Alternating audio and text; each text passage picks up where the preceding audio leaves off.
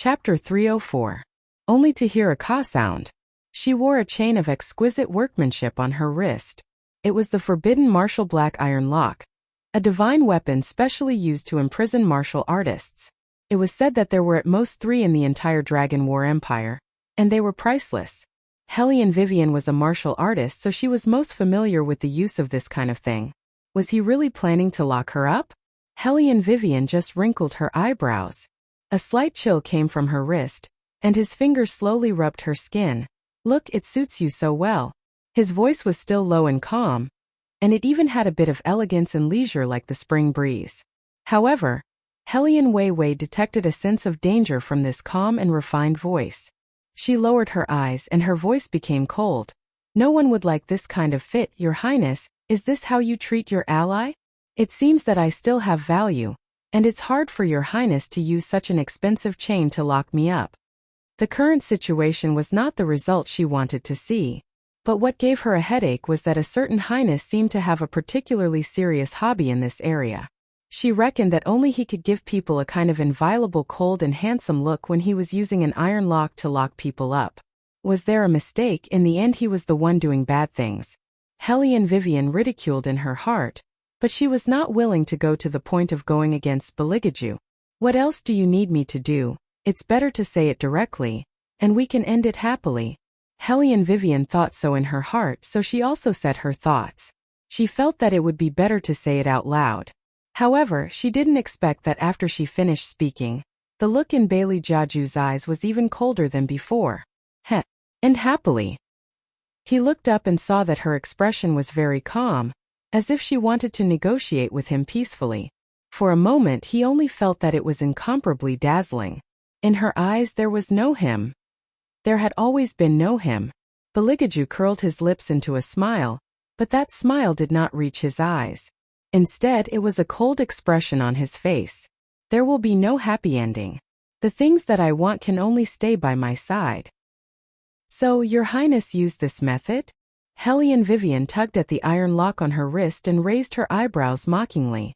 Beligaju's back stiffened, and his hands slowly clenched into fists under the blanket. Since when did he need to use such a method to keep a woman? Even if this was not in line with his usual style of doing things, the War Dragon Empire's most respected royal family descendant, the insufferably arrogant royal family, when was there anything that he could not obtain? However, Hellion Vivian was such an exception. He was confident that he could control everything, but when it came to her, he was helpless. "What? Do you think this method is despicable?" His voice was low and deep, but it also carried a cold smile. A light breeze blew through his black hair, covering his beautiful eyes. "I am such a despicable person. I am fundamentally different from the deskmate you imagined. Now that you finally understand, you want to escape? Ha ha ha." Hearing the word deskmate, Hellion Vivian could not help but look into those deep and intense black eyes. The usual transparent feeling disappeared and was replaced by a bone-piercing coldness. She could even clearly feel the coldness when the man approached her, as well as the cold breath he exhaled. Hellion Vivian was stunned. Her outstretched hand froze in midair. She did not know why, but she felt that in that extremely cold voice, there was a wetness that made people care. It was as if he was desperate to the extreme, and it made people feel lonely. Behind him, countless oil lamps fell to the ground. The wooden table shook violently because of him, and the wind whistled. He was angry. Maybe this time he really wanted to strangle her to death. But after waiting for a while, the boiling anger did not burn her body. Firechilan was standing outside the door. He knew better than anyone that the vibration from the blood could burst out from the blood vessels. It was so hot that it could almost burn the heart. He did not know what happened, but the only thing they were sure of was that this burning feeling came from his angry master. In the darkness, the door and windows in the room made a clang clang clang sound. A strong wind swept in, whistling like a wild beast outside the room. Suddenly, a huge gust of wind blew in front of them. White lightning flashed in the sky, and the glass window had already hit the window frame heavily. Beligaju was standing under that window. Hellion Vivian was shocked. She looked up and did not care whether he was angry or not. He leaped over and forcefully swapped the two of them. At the same time, she heard a clang sound behind her, followed by a large area of brittle shattering. Only the sharp edge of the glass window was left. It firmly hit Hellion Vivian's arched back. Under the lightning, the floor was full of broken glass shards. Beligaju was stunned. The wind and clouds stopped. He looked at her and forgot to move for a moment. Hellion Vivian supported herself with one hand. The iron chain made a sound, and she shouted at Beligaju, "If you have the ability to call the wind and summon the rain, then you have the ability to dodge. Bastard, do you think you can be willful just because you are handsome?" Beligaju reacted at this time. He hugged her, and as if he was anxious, his fingers touched her back. Hellion Vivian was shocked. She pressed his hand again. "What are you doing? Take your hand away." These words could not be more overbearing. Hellion Vivian raised her eyebrows. Was this his attitude towards his savior? However, the gentleness of his fingers did not match his tone at all. Hellion Vivian's back was originally fine. After all, she had done a lot of training. She knew what posture to use to block a heavy object when it fell. It would minimize the damage. But he took off her clothes and examined her as if she were a product of daily use. Hellion Vivian did not know whether to laugh or cry. As if he had finally finished examining her, Beligaju looked at the smooth and white back in front of him. Then very gently, he pulled her into his arms. His chin seemed to be resting on top of her head. There was a hard-to-detect deep voice in his voice. "Wait for this king here." Hellion Vivian looked at him as if he was about to leave. Her eyebrows raised again. At this point, he still did not plan to untie the thing on her hand. Beligaju seemed to be in a hurry. He waved his sleeve and ordered the shadow outside the door. "Look after the princess." "Yes." Shadow's face was filled with astonishment from just now. Until now, he didn't know what to feel. Seeing his master quickly disappear into the night, he couldn't help but murmur, looking at His Highness' expression. He should have guessed that Miss Yoon has returned. Hellion Vivian was lying on the soft couch. Hearing the movement outside, she laughed. So it was like that. His Highness' reaction was a bit too slow. Hellion Vivian mockingly moved the iron chain on her wrist. Her eyes looked at the dangling hair ornament on the ground. Chapter 305. Outside the room in the darkness. Fire Qilin's figure could be vaguely seen. Beligaju glanced at him and said in a calm voice, "How many more hidden beasts are there in the academy?" "There are still a few." Fire Qilin lowered its eyes. It's almost certain that Hellion Wei Wei's body has been possessed, because the hidden ground beasts will only approach and attack souls that have occupied other people's bodies. Then, they will pull them out of their original bodies and drag them underground. Someone brought the hidden ground beasts here, and they must be targeting her. Beligaju's eyes turned cold. His long black hair fell down along the side of his face, making his cold and beautiful eyes look even more beautiful and murderous. Fire Qilin continued, "Master, why didn't you tell Hellion Vivian that you used the forbidden black iron lock to lock her up because it can avoid being found by hidden beasts?" Bailey Jiaju casually glanced at the Fire Qilin and said, "Because that is only a small part of the reason." As he said that, he sneered and said, "Go and find those bugs for me first." "Yes." Fire Qilin's eyes lit up and suddenly turned into a divine beast. Like a whirlwind, it galloped in the dark night. Its speed was so fast that it was impossible to see its shadow.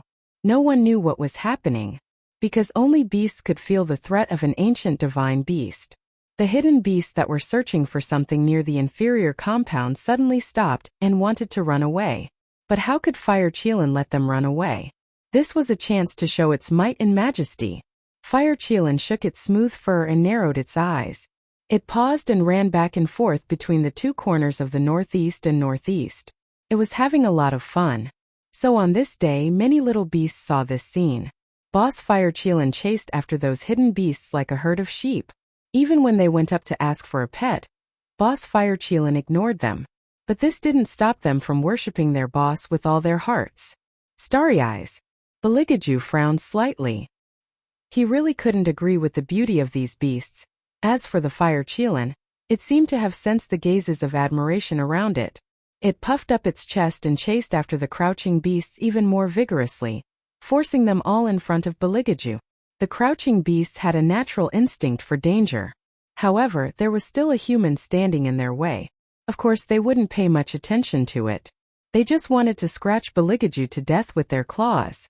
A total of 6 crouching beasts the size of wild wolves pounced toward Bailey Jiaju with murderous intents. Their eyes were blinding. Beligaju didn't even make a move. He just stood there elegantly in the dark. He frowned slightly, and his long green robe fluttered. The crouching beasts seemed to have been punished severely. They were all bounced back to the ground, rolling back and forth in pain. They had no idea who they had offended. Beligaju walked over and looked around. His teeth bit off his black gloves, and his thin lips gently spit out a string of cold. There is one more. Indeed, there was one more. The crouching beasts were different from other beasts. They were the classic group of beasts. They liked to drag people's souls underground. Normally, they wouldn't show themselves at all. During the day, they would hide in the thick bushes and only move at night. When they moved, they would listen to the command of the Beast King. And now that Beast King had not appeared yet. Beligaju narrowed his eyes. Suddenly, he reached out his hand and a smaller beast than the other crouching beasts appeared in front of him. Its entire body was black. However, its pair of frightening white eyes were too evil. If a normal person saw it, they would definitely be shocked. This was the Beast King of the Crouching Beasts, a top-level beast. The Beast King of the Crouching Beasts clearly didn't expect that a human would be able to see through its disguise. It was so shocked that its heart was beating wildly. However, it wasn't scared like the other crouching beasts.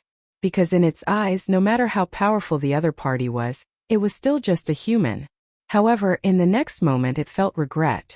Because behind that person stood the ancient divine beast that could absolutely proclaim itself as the king of the world, the Fire Qilin. The Beast King couldn't help but curl up into a ball. Its face was filled with unprecedented respect and fear. Only then did it seriously examine the man's face. Who are you? You think you're worthy of asking for my name? The corners of Bailey Jiaju's mouth were still curved. His face was as handsome as a god's as he looked down at the magical beast from above. His eyes, which were covered with golden lines, narrowed. The Beast King looked at those familiar eyes and turned around. Its sharp claws kept scratching the ground in an attempt to escape. Tap, tap, tap. The sound of footsteps behind it echoed in the empty night. It was elegant and gentle, but bloodthirsty. The Beast King knew that it couldn't escape. It knelt on the ground and began to beg for mercy. I beg you, please spare me. I was also ordered by someone else. Oh. Beligaju seemed to have heard the funniest joke. You want me to spare you? The Beast King's eyes turned. I can tell you who ordered me to do this. I don't want to hurt anyone. It was you humans who brought me in. Is that so? Beligaju's expression was indifferent as he stopped in his tracks. The Beast King nodded furiously, but its claws were exposed. Yes, yes. Heh. Beligaju curled his thin lips and grabbed its claws. Do you really think that I would believe your words? Why would a demonic beast listen to a human's orders? Unless that person is your master. The only condition for a demonic beast to make an agreement with a human is that it cannot betray the other party. Creak. The crisp sound of bones cracking could be heard. In an instant, the Beast King, who was staggering on the ground, seemed to remember something. It looked at that handsome face and its eyes shook violently. This man, was it him? No.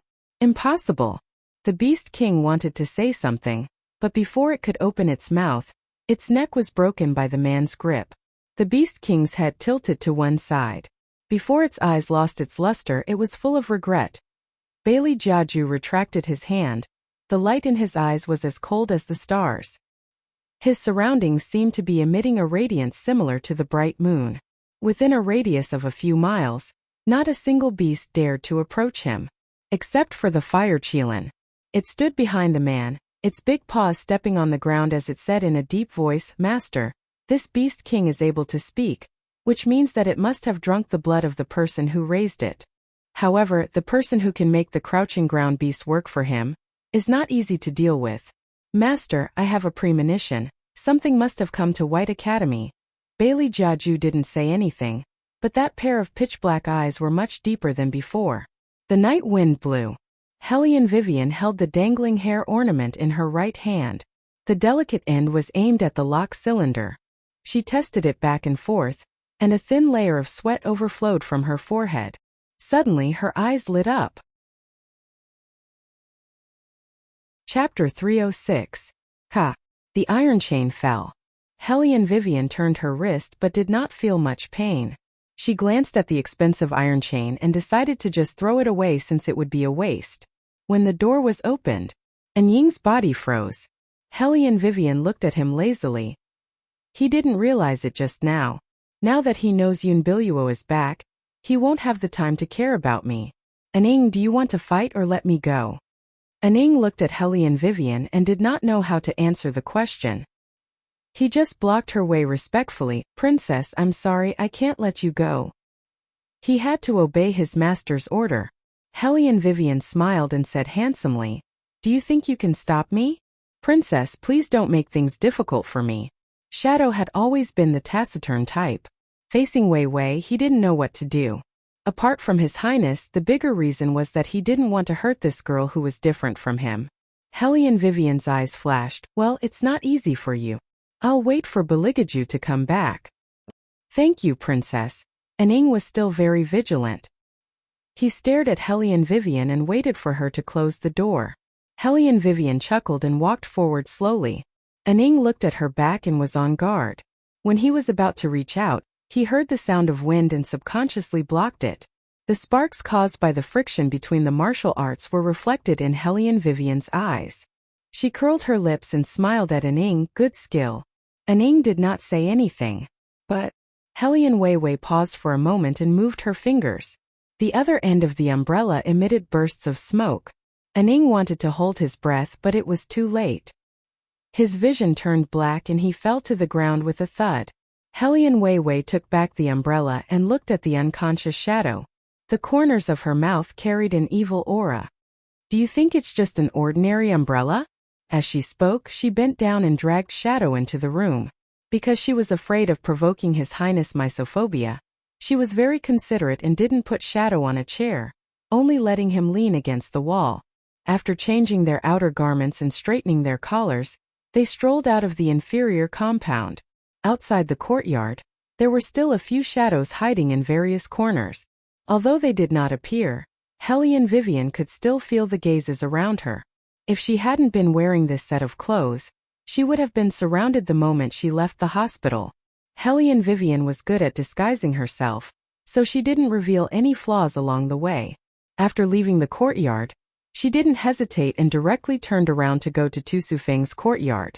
Hellion Vivian was not worried whether Tu Sufeng was asleep or not. As the dean of White Academy, that person had always slept very late. In addition, he had to take care of a child. As soon as Hellion Vivian walked into the brightly lit courtyard, she saw the little seventh prince with a stack of wooden bowls on his head. The little seventh prince looked at her and blinked. He was very calm. Third sister-in-law. Hellion Vivian raised her eyebrows. What are you doing? I was caught stealing meat. Speaking of this, the little seventh prince seemed to be very upset. Even his cute little eyebrows were wrinkled. Hellion Vivian glanced at his appearance. How long more do you want to wear this? The dean didn't say. The little seventh prince watched as Hellion Vivian took a step forward. He also took a step forward, his short and thick legs swaying. Hellion Vivian reached out and took down the wooden bowls on his head. Where's the dean? He's sighing. The little seventh prince seriously threw all the wooden bowls into the ancient well. I've been too naughty recently. He can't explain it to Imperial Grandfather. Hellion Vivian. You also know? A helpless light laugh came from behind. Hellion Wei Wei looked back and saw Tu Sufeng, who was wearing a long robe, slowly walking over. He still didn't have the slightest change. He was elegant and upright. The years had accumulated too much brilliance on his body. Just looking at him was enough to make people believe in him. In his hand was a steaming hot meat bun. There was no need to guess to know who he was giving it to. The little seventh prince naively ran over and took the meat bun. He opened his mouth and took a bite. As he ate, he said, I'm just a bit more competitive. You're just a little more competitive? Tu Sufeng's slender fingers rubbed his forehead. So competitive that you broke the arms of those young masters from the superior compound. The little seventh prince held the meat bun and seriously said, I was saving them. If they went to fight with third brother, their injuries would be even more serious. Tu Sufeng admitted that the little one's words were reasonable. Then, he thought of those posts saying that the people the academy recently accepted were too unruly, and his head hurt even more. Not a single one can be worry-free, especially that one who didn't care about anyone at all. What restraint was there to speak of? After the Yuan family stepped down, the Liang family squeezed in and mentioned the inferior compound by name. What they talked about was the problem with Beligaju. Those people still didn't know Beligaju's identity. Last time they wanted to rope him in, but how could the third prince go under these people's tutelage? Therefore, no matter if it was the Liang family or the great masters in the academy, they all sent one post after another to him. Fortunately, it was Tu Sufeng who was in charge. If it was someone else, they would have been unable to withstand the pressure. Such a person, the battle spirit forces couldn't possibly not accept him into the martial arts. Hellion Vivian curled her lips into a smile. She didn't beat around the bush and directly flashed the military seal in her hand. Tu Sufeng's eyes were slightly stunned. I want to have a good talk with the dean about the Forest of Fantasy. Hellion Vivian kept the military seal and said, and about the internal specifications of the battle spirit forces. Tu Sufeng smiled. I don't know much about the battle spirit forces, but we can talk about the Forest of Fantasy. Hellion Vivian glanced at him. I have a piece of news that will affect the safety of the people in the capital city. I can only tell the people in the battle spirit forces. The little seventh prince listened to the conversation between the two adults at the side. He took a big bite of the meat bun, then opened his eyes wide and continued to watch. Tu Sufeng didn't fuss over the girls this time. Instead, he looked at Hellion Vivian and smiled. You're really smart. Come, you're the second person who came looking for me today. The first one is Yun Biluo. Hellion Vivian raised her eyebrows. Tu Sufeng smiled. It's her, but she didn't look in the right direction. Hellion Vivian didn't say anything else. She followed Tu Sufeng into the study room. Tu Sufeng skillfully turned the pen holder on the wooden table, and the wooden bookshelf opened to the left and right. A long and endless corridor appeared in front of Hellion Weiwei just like that. Chapter 307. Tu Sufeng took the oil lamp and raised it high with one hand. The sound of his footsteps echoed back and forth unhurriedly. White Academy was not what it is now a long time ago. No one knows that there is a huge palace hidden under its ground. This palace is where the battle spirit forces are located. As soon as he finished speaking, a loud boom was heard. The huge torches on both sides were lit. Hellion Vivian could see the reflection under her feet. The smooth marble floor showed the luxury of the owner who built this palace. There were a total of 38 huge stone pillars supporting the entire dome. Tu Sufeng smiled and pointed with her white hand. Look over there. Hellion Weiwei looked down and saw thousands of soldiers yelling something. Some were eating, some were wiping their weapons, and some were wiping their weapons. The scale was so big that it was shocking. This was not a palace, it was an underground ancient city. Hellion Weiwei turned her head around. Originally, she wanted to exchange a glance with the little seventh prince behind them to express her shock. She did not expect that the little seventh prince only had eyes for the braised pork in a soldier's bowl. This was enough. Although it's late, I still want to say, welcome to the battle spirit forces. Tu Sufeng looked back with his slender figure. Wait a little longer. The new members who joined with you will arrive soon. Hellion Vivian crossed her arms. I thought the first person who found you would be rewarded. Otherwise, why would she be so enthusiastic? Of course there will be a reward. Tu Sufeng smiled gently. From now on, I will be your mentor. The others will have mentors who will be in charge of them. Hellion Vivian chuckled. What a great reward. They are here. Tu Sufeng looked out. A gap suddenly opened in a cave not far away. The moonlight shone in. Faintly, 4 figures walked in. 4? Hellion Vivian frowned and looked over. Apart from Yun Biluo and the rest, there was a very handsome man. It was not an exaggeration to describe him as handsome. His skin was fairer than a woman's, but he did not look feminine at all. Instead, he gave off an enchanting charm. When the man saw her, he suddenly laughed. What a coincidence. He knew her? Hellion Vivian's eyes paused. How could she not remember seeing such a beautiful man? What? Don't you remember me? The man stroked his chin with a faint smile. Hellion Vivian looked at him seriously for a while. A blurry image flashed through her mind. Little tyrant? That's right. Your eyesight isn't too bad. As he spoke, the man lowered his head and looked at the tiny figure. Why is he here too? The little seventh prince narrowed his eyes. Cousin Hanyu? Your family's spell has been broken? Hanyu lifted his chin and said, How is it? Isn't it cool? The little seventh prince scratched his bald head and sized him up. Hanyu straightened his back. Not bad, but not as good looking as third brother. After saying that, the little seventh prince retracted his gaze, giving off a feeling of disdain. The corner of Hanyu's mouth twitched fiercely. Wei Wei restrained herself from laughing out loud. She also didn't know what His Highness did to the little tyrant that day at Armament City, to make him bear a grudge until now. It couldn't be that he also used iron chains or something to tie him to the bed. However, she could not be sure. After all, he even let him wear a dress. The seventh prince is still so likable. Yun Biluo walked over and looked at the little bald head who was full of vigor. The little one did not say anything. He had always adopted a silent and cold attitude towards people he was not familiar with. However, Yun Biluo was smart.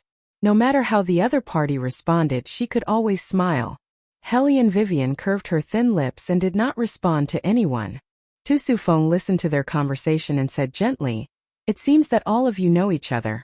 That's easy. For a long time in the future, all of you will be tested together. The test is divided into 3 parts. Those who pass the test will officially become a member of the Battle Spirit Forces. The test will take place in the White Academy. From now on, every minute and every second, all of you will have to tighten your nerves. This test will be very cruel and may even take your life away.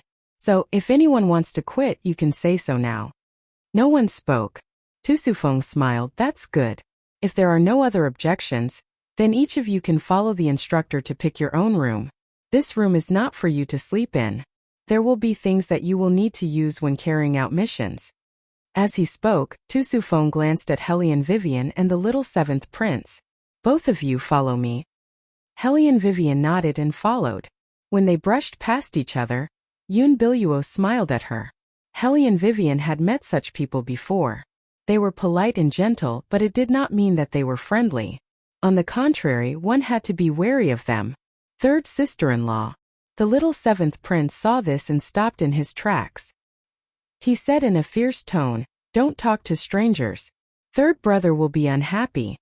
Hellion Vivian was speechless. What was the feeling of being taught a lesson? Moreover, the one standing opposite is the one your third brother cares about. Let's go. He waved his little sleeves. He could not be more domineering. Hellion Vivian followed him, amused. The little one paused for a moment before reaching out both of his hands toward her. Hellion Wei Wei bent down with a smile and lifted him up in her arms. The little one leaned his head on Hellion Vivian's shoulder. His eyes were still staring at Yun Biluo, full of warning. Yun Biluo tilted her head in confusion and laughed again. The little seventh prince did not speak. His face was cold. He did not like this woman. She acted as if she was very close to him. It was all because of third brother. The little one tilted his head and said to Hellion Vivian coolly, If you meet such a woman in the future, just tell third brother directly. She can't cook anyway, so it's useless to keep her. Hellion Vivian's mouth twitched. It seems that cooking is a very important skill. It can save one's life at critical moments, of course. The little one said seriously. Tu Sufeng sighed countless times while walking in front. This foodie. We're here. Go in and see what you need. Tu Sufeng pushed open the wooden door with his slender fingers and stood sideways. The room was not very big, but it gave people a sense of dazzling luxury. Rows of exquisite accessories were placed on the sandalwood table, and a bronze mirror as tall as a person stood in the middle. On the left and right sides of the table, in addition to colorful ancient long dresses, there were also exquisite shawls and countless dangling ornaments. These were only the women's necessities. On the other side, there were men's long robes for various occupations, from high-end to low-end. Everything was there. Chapter 308. After Hellion Wei Wei saw these things, She almost subconsciously thought of the room in young Master Tang's villa that was specially used to store disguise equipment. She could not help but raise her eyes to look at Tu Sufeng with admiration in her eyes. "These are all yours." Tu Sufeng picked up one of the dangling ornaments and then lightly turned it. Shwa! A sound rang out. 3 silver needles were shot straight into the wall with extraordinary strength. Hellion Vivian curved her thin lips. "Not bad. Compared to your myriad manifestations umbrella, it's still a bit lacking." Tu Sufeng's tone didn't decrease in the slightest. Hellion Vivian moved her fingers and picked up the rest of the items. She turned them left and right and then smiled. Each has its own use. Such a complete set of exquisite equipment, as expected of the world-famous battle spirit forces. With these things they could appear and disappear like ghosts and kill without a trace of blood. "Now can you tell me the information you know?" Tu Sufeng's gaze was very indifferent. Hellion Vivian put the items back. "Recently, the Forest of Fantasy has been a bit chaotic. Someone has been ignoring the rules and secretly killing large amounts of people." Hearing this, Tu Sufeng furrowed his thick eyebrows. "Large amounts of people? That's right." Hellion Vivian paused and then added, "It seems that they want to use this method to extend their lives." Tu Sufeng looked at her. "Who are they?" Hellion Vivian thought for a moment and then said, "The elders of the 4 great families." Tu Sufeng's eyes suddenly narrowed. "Do you know what you're facing by saying this?" "Of course." Hellion Vivian smiled. "Principal, you can investigate first. There won't be any losses." Tu Sufeng lowered his voice. "There won't be any losses, but for the battle spirit forces it's a challenge. If we offend the 4 great families, it will be very disadvantageous for the battle spirit forces in the future." "I thought the battle spirit forces would not be afraid of any power." Hellion Vivian lifted her chin slightly. Looking at her posture, Tu Sufeng's eyes suddenly darkened. He then took out a piece of paper and handed it to Hellion Vivian. "This is the news we received last month. We don't know what happened in the Forest of Fantasy. Not only were the sacred beasts massacred in large numbers, those magical beasts that didn't come out of the Forest of Fantasy easily in the past have started to become restless and want to enter the city. A while ago, we sent a few people to investigate this matter, but none of them returned. If the 4 great families are involved, it will indeed be a little tricky." Hellion Vivian flipped through the piece of paper. It recorded everything that had happened in the Forest of Fantasy recently. Speaking of which, when she met Little White had said that someone wanted to kill it. It was probably from then on that the Forest of Fantasy started to fall into chaos. But to be able to disguise this chaos as peace, how meticulous was the other party? Hellion Vivian closed the piece of paper. "Looks like the principal believed my words from the beginning. This matter is not a small matter." Tu Sufeng's eyes widened. "Once the news is leaked, it is very likely that it will cause even more negative effects. You are all new members. If you want to take over this matter, you should pass the test first." Hellion Vivian smiled. "Then what does the principal think of the military seal in my hand?" "It's still the same old saying, wait until you pass the test first." Tu Sufeng looked at her and smiled gently. In less than a second, he returned to being the principal of the White Academy, who was as difficult to deal with as a fox. "I suddenly thought of something. It's already past the bedtime in the academy, but you're still wandering outside so late at night. According to the academy's rules, when you pay the tuition fee next month, you have to pay an extra 10 taels." After saying that, Tu Sufeng walked out of the room. Hellion Vivian looked at Tu Sufeng's back as he walked away. She had a headache and held her forehead. "I've never seen someone who loves money so much. Do you have the right to criticize others?" Yuan Ming despised her. Hellion Vivian directly ignored him and looked down at the little one. "Where's your equipment?" "This." The little one moved his palm and a black wooden stick appeared in his hand. Hellion Vivian took it and looked left and right. "The attack power is 90%. Not bad. When we return to the courtyard, I'll adjust it for you." "Okay." Other than food, the little 7th prince usually spoke very little. Hearing this, Tu Sufeng, who was about to leave, suddenly turned back. "All right, during the test you will compete in pairs. The winner will be rewarded." After the reward just now, Hellion Vivian did not have any special thoughts about the reward. Tu Sufeng naturally understood her meaning. His smile deepened. Every time you win the test, you'll get 10,000 taels. When will the test start? Hellion Vivian immediately changed her attitude. This made the little seventh prince look at her with a heavy gaze. Hellion Vivian rubbed the little one's head. With the reward I can buy you meat. Meat. The little seventh prince looked up and seriously repeated Hellion Vivian's question. When will the test start?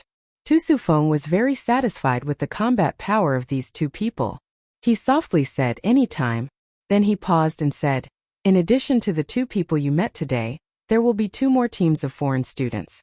Don't embarrass our courtyard. The little seventh prince heard this and sneered. I'll beat them all up. How overbearing. Hellion Vivian felt that she could totally follow the little seventh prince in the future. There was no need for her to sign a contract with the royal family. Speaking of which, Yun Biluo was here. Wouldn't the royal family be disappointed if they could not find her? The night wind blew. In a corner of the inferior compound, Beligaju sat on the wooden chair, holding the long chain that was untied. He glanced at Aning, who had woken up but did not say anything. However, the atmosphere around him was more oppressive than ever. His expression changed from the indifference when he first came in to colder and colder. In the beginning, he thought that Hellion Vivian was taken away by someone. It wasn't until he saw that Shadow had lost his outer garment that his black eyes turned completely cold. Well, who could take her away? It was more likely that she ran away. Beligaju tightened his grip on the iron chain. Why did she always want to run away from him? Was it because of that Tang guy? Or did she think that he was no longer the clean desk mate she thought in her heart? She thought that he was vicious and his methods were dirty. So when she could not tolerate his methods, she could not tolerate Beligaju at the same time? His tolerance towards her and his repeated compromises towards her could not compare to the fact that Hellion Weiwei did not care about him at all. It was really unforgivable. Beligaju covered his face with one hand.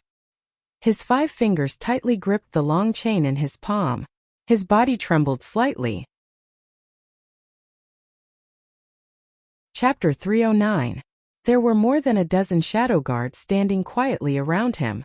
The whole room fell into a deathly silence. This was the scene that Heizhu saw when she came to look for Aning. She didn't know that Beligaju was also in White Academy. She only saw that the figure standing in the middle of the room was very similar to her master. She couldn't help but widen her eyes. Why is His Highness here? Has His Highness been staying in White Academy all this time? That's why he chose that ugly woman Hellion Vivian as his consort. Just for convenience. Heizhu thought of this and her heart moved. It's good that His Highness is here. In this way, she and her sister don't have to spend so much effort to get the little 7th prince into the palace. They just need to tell His Highness the news of her sister's return. Everything will be solved. That Hellion Vivian is definitely finished. Her tongue was cut by her. If it wasn't for her sister feeding her blood, she would have been crippled by now. That ugly woman Hellion Vivian. It's time to let her know what she is. Heizhu raised her mouth. She didn't know why His Highness looked a little different today, but she believed that as long as it's about her sister, His Highness will definitely deal with it first. Her sister has been with His Highness since childhood. After making up her mind, Heizhu jumped lightly and landed on the ground. When Aning saw that it was her, he furrowed his thick eyebrows and reached out to grab her. Why are you here? Why didn't you tell me that His Highness is here? Heizhu's eyes were full of doubt. You don't want His Highness to know the news? I really didn't expect that even you would stand on that ugly woman's side. Have you ever thought about my sister's feelings? Shadow lowered his voice. I advise you to leave immediately. Huh? Leave? Heizhu looked at him funny. What kind of witchcraft does that ugly woman have? Even you were fooled by her, why should I leave? I must tell His Highness the news of my sister's return. Seeing that he couldn't stop her, Shadow watched helplessly as she walked towards Bailey Jiaju's direction. He could only feel helpless. Your Highness. Heizhu knelt down on one knee and said in a very reasonable manner, I don't know why Shadow and Princess Consort didn't tell you when they knew that my sister was back. Princess Consort is even more vicious. She ordered someone to cut off my tongue. I'm afraid she was worried that I would come to tell you about my sister's return after knowing that His Highness was in the White Academy. Beligaju gripped the iron lock in his hand and said in a low voice, Get lost. Heizhu didn't hear it clearly and thought that her voice was too soft. She paused and reached out to touch Beligaju's hand. Bang! Almost instantly, Heizhu was bounced to a corner by an invisible gas. There were dozens of wounds on his body, especially on his face. It was a mess of flesh and blood, leaving only the fear in his shaking eyes. Many of the shadow guards who were nearby were implicated, and they felt an intense pain in their internal organs. Bailey Jiaju had a smile that was not a smile as he casually threw away the iron lock in his hand. He slightly raised his head. That pair of deep and narrow eyes seemed to ignite with a faint light, just like a demon that had walked out of a manga. His entire body carried a demonic aura. Such a strange situation made the shadow guards couldn't help but show fear. However, Fire Qilin was excited. How long has it been since he saw his master like this? Thousands of years had passed. He almost forgot his master's original appearance. Now, Fire Qilin ran back and forth excitedly and said in a deep voice, "Master, did you remember something?" Beligaju ignored him and walked closer to Heizhu. He looked down at the person kneeling on the ground and said in a cold voice, "Do you think anyone can touch me?" With that, his long and narrow eyes narrowed slightly. Heizhu's whole body became extremely painful. How could this be? Blood overflowed from the corner of her eyes and her blood boiled. Heizhu was puzzled.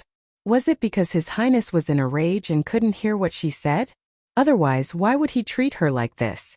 Heizhu reached out and pinched her throat. The last trace of blood gushed out from her throat. That kind of pain was as if it was corroding her bones and heart. Bailey Jiaju seemed to smile for a moment. It was both elegant and dangerous. His expression carried boundless bewitchment and danger. "Who gave you the guts to talk about my woman? You all deserve to die." Bang! The last sound was. Heizhu's head completely tilted and no longer made a sound. The shadow guards trembled all over. They didn't understand what their master meant, and didn't dare to look directly at Beligaju's eyes. They just stood there trembling. Beligaju turned around, his eyes like frost. "Find her and bring her back." These 5 words were like ice flowers blooming from the North Pole. It was so cold that everyone couldn't help but feel numb. The night was so dark that it became as sticky as splashed ink. Hellion Vivian and the little 7th prince walked out of the underground palace together. She didn't know if it was because it was too dark, but the swaying of the branches seemed a little eerie. The little 7th prince wasn't afraid, but he was obviously a little sleepy. As he walked, his little head kept nodding. After nodding to a certain extent, he shook his little tiger head and looked straight ahead. Hellion Vivian's heart was about to melt. She bent down and picked up the little one. The little 7th prince was a little shy at first. After all, he remembered third brother's words. A real man couldn't be carried by others. But he couldn't reject third sister-in-law. It was so difficult to be a man. The little one had a tiger face and nodded very seriously on Hellion Vivian's shoulder. His eyelids drooped and were about to cover his lively tiger eyes. Suddenly, he seemed to have heard something. His little body stood up and his eyes started to shine. Hellion Vivian frowned and didn't move immediately. The sound behind them was getting louder and louder. It sounded like countless long snakes were crawling. In the fog, the dark body that had almost blended into the night seemed to be enjoying the sweet scent in the air that it had not smelled for a long time. There was a kind of creature that would never let go once it made up its mind. The delicious taste was definitely worth the effort. It would just wait until there was no one else around and use the darkness to devour her. To it, the walls were nothing and it could move freely. When the demon-transforming beast reached a certain level, it was no longer limited to its body size. It could transform into any shape at will. It was drooling and its legs were floating in the air. It was surrounded by a grayish-black mass of air. It looked at Hellion Vivian in front of it with satisfaction. It opened and closed its mouth slightly. Black balls of sticky liquid came out of its mouth and flew straight ahead.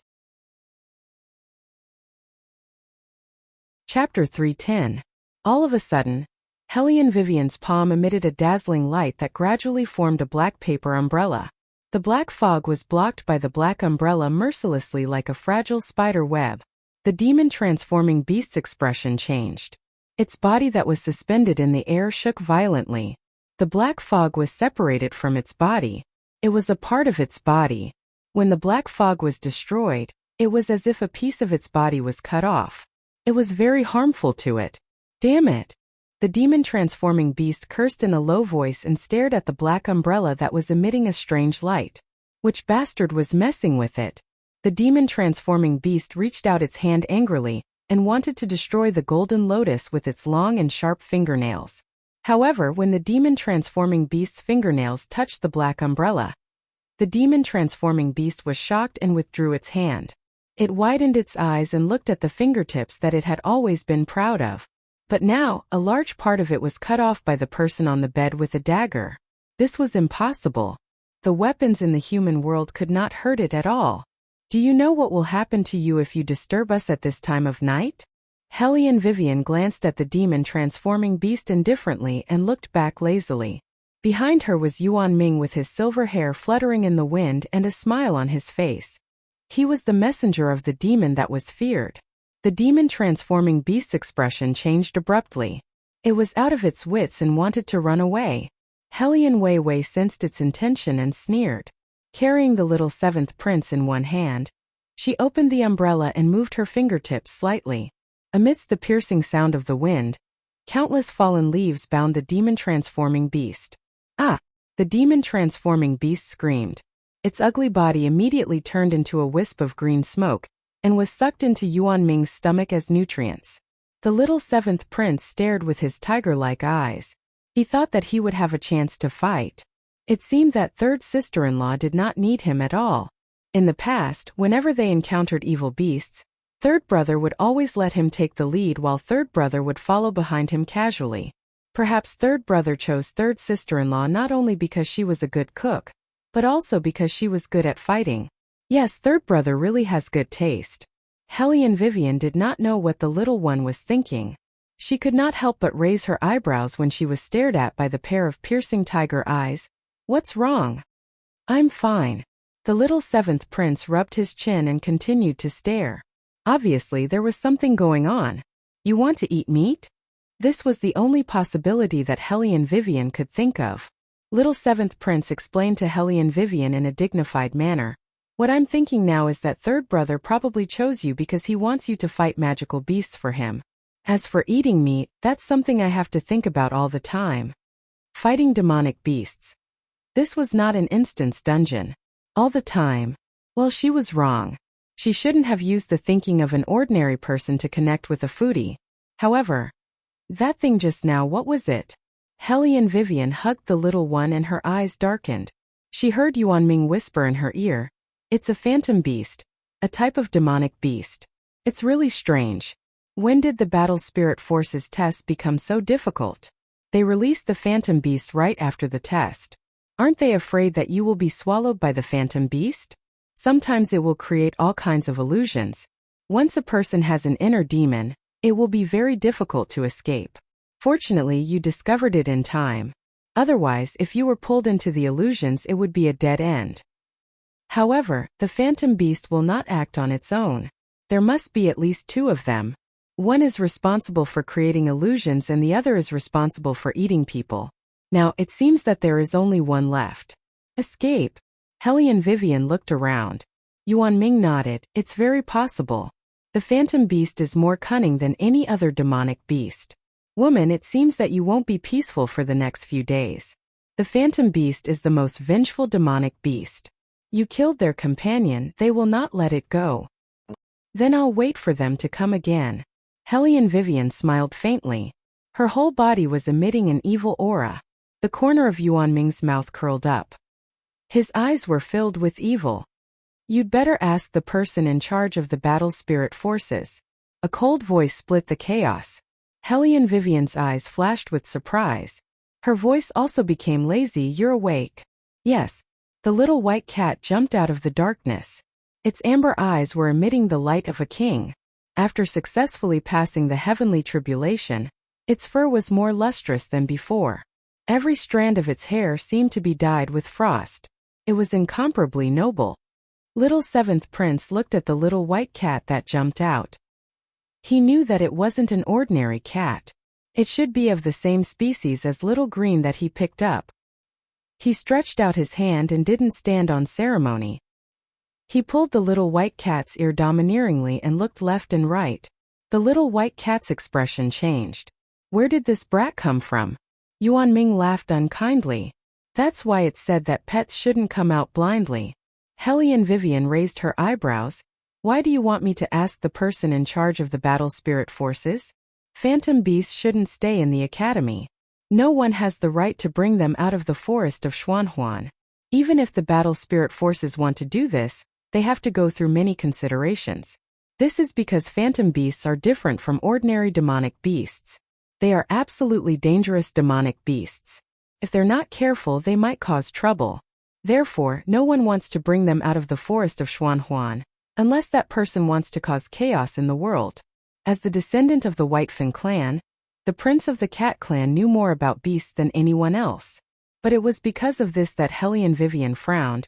You're saying that this isn't a test by the battle spirit forces? Not necessarily. Little White's voice was cold. I think there's a loophole in this. Hellion Vivian's eyes flickered. I know. Bang! A different sound came from the other side. Little White retracted her gaze. It should be a test by the other people. Ask them if they encountered phantom beasts like you. Okay. When Hellion Wei lifted the little one up, she saw a few other people walking toward them. They seemed to have just gotten rid of the trouble they had caused. Some of them did not look good, but some of them did not show any change in their expressions. For example, Han Yu. For example, Yun Biluo. When this person was in the same group, she fully demonstrated the combat power that couldn't be expressed with words. Those who didn't perform well in the test were already tired. When they saw Hellion Vivian, they didn't say anything. They probably knew about her ability, so they weren't worried and walked over proudly. Hellion Vivian stood aside and raised her eyebrows. When it was Han Yu's turn, she pretended to hold his arm casually. Han Yu looked at her and said proudly, "What? Don't you know that men and women shouldn't touch each other?" Chapter 311. Don't worry. I won't have any thoughts about you just because of your face. Hellion Vivian smiled. Han Yu was furious. Tell me what's wrong with my face. You're as beautiful as a flower. Hellion Vivian sighed. Too beautiful. Han Yu's mouth twitched. He snorted. I'm good at both men and women. What do you know? Tell me, why are you looking for me? Why are you being so mysterious? What was the content of your test just now? Hellion Wei lowered her voice a little. Han Yu glanced at her. A small whirlwind beast came. Why? Yours wasn't a whirlwind beast? A small whirlwind beast? Hellion Wei's eyes narrowed. Wasn't the difference in the standards of this test a bit too big? Maybe Xiaobai was right. There was a loophole in the test. But she didn't know how big the loophole was. Unless there was one in the battle spirit forces. Hellion Vivian clenched her fists. She didn't show it on her face. She smiled. Mine is the same. I'm just asking you out of concern. Concern. Han Yu laughed evilly. Then, he reached out his arm and placed it on Hellion Wei's shoulder. With a devilish smile he said, How can someone of your level be considered as caring? You're not sincere at all. The little seventh prince glanced at Han Yu's hand. Without wasting any time, he threw a long rod over. Han Yu was so shocked that he dodged to the side. He turned around and looked at the little one who was full of vigor. Little seventh prince didn't say anything. He picked up the stick and started the second round of attack. Han Yu dodged and shouted, Little seventh, are you crazy? How dare you flirt with third aunt? You should be beheaded. The little one paused and raised the wooden stick that he had just taken out from the underground palace. Then with a flick of his finger, a huge net flew towards Han Yu and enveloped him. Han Yu didn't expect this move. He tripped and his big body was trapped in the net. Hey little seventh, let me go if you dare. Let's fight one-on-one without martial arts. I've already defeated you. Why should I fight you one-on-one? The little one looked down at him from above. Then he stepped on Han Yu's head and stomped on it twice. He muttered, How dare you flirt with third aunt? How dare you flirt with third aunt? Han Yu howled, My head. The overbearing little seventh prince completely ignored him and directly dragged him by his feet. Then, he threw the other end of the net onto the tree branch. Then he jumped up, grabbed the net with all his strength and fell down again. Hanyu was hung upside down from the tree branch. Little seventh prince propped up a large rock with one hand and pulled the net rope to the top. He was done. Yun Biluo looked at the scene. No one knew what she was thinking, but one could vaguely see that her eyes were a little heavy. It seems that you all have already passed the first round of tests, and you all seem to be getting along quite well. Tu Sufeng walked out from the place he had just disappeared from, and the corners of his mouth carried a faint smile. The corner of Han Yu's eyes twitched as he was hung upside down on the tree. How did you find out that we're getting along quite well?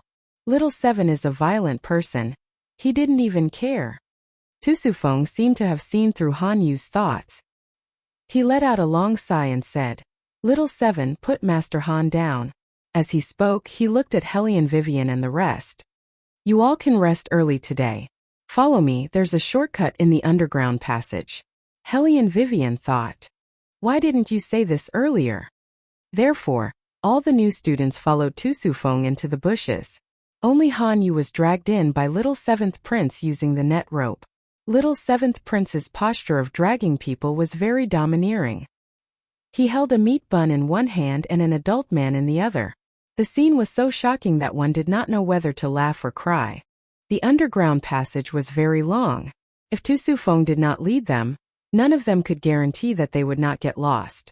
Hellion Vivian did not tell Tu Sufeng the content of the test just now because it was not suitable to talk about it in front of so many people. She was just thinking about something else. Miss Vivian and Little Seventh Prince are really close.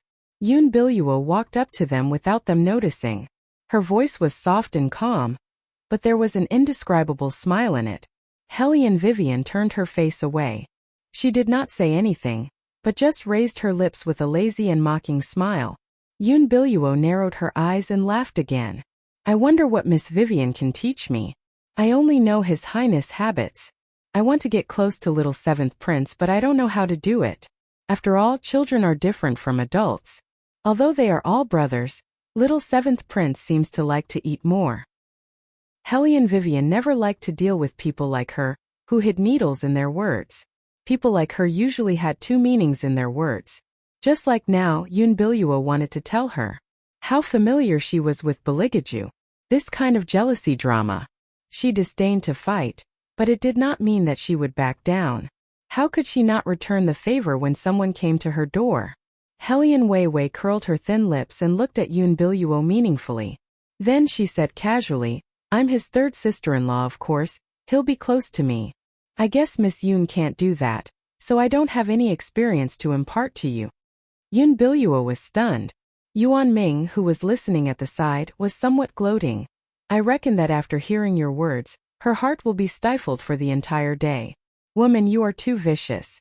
You clearly know that she is aiming for the position of third princess consort, yet you still clearly tell her that she can't do it.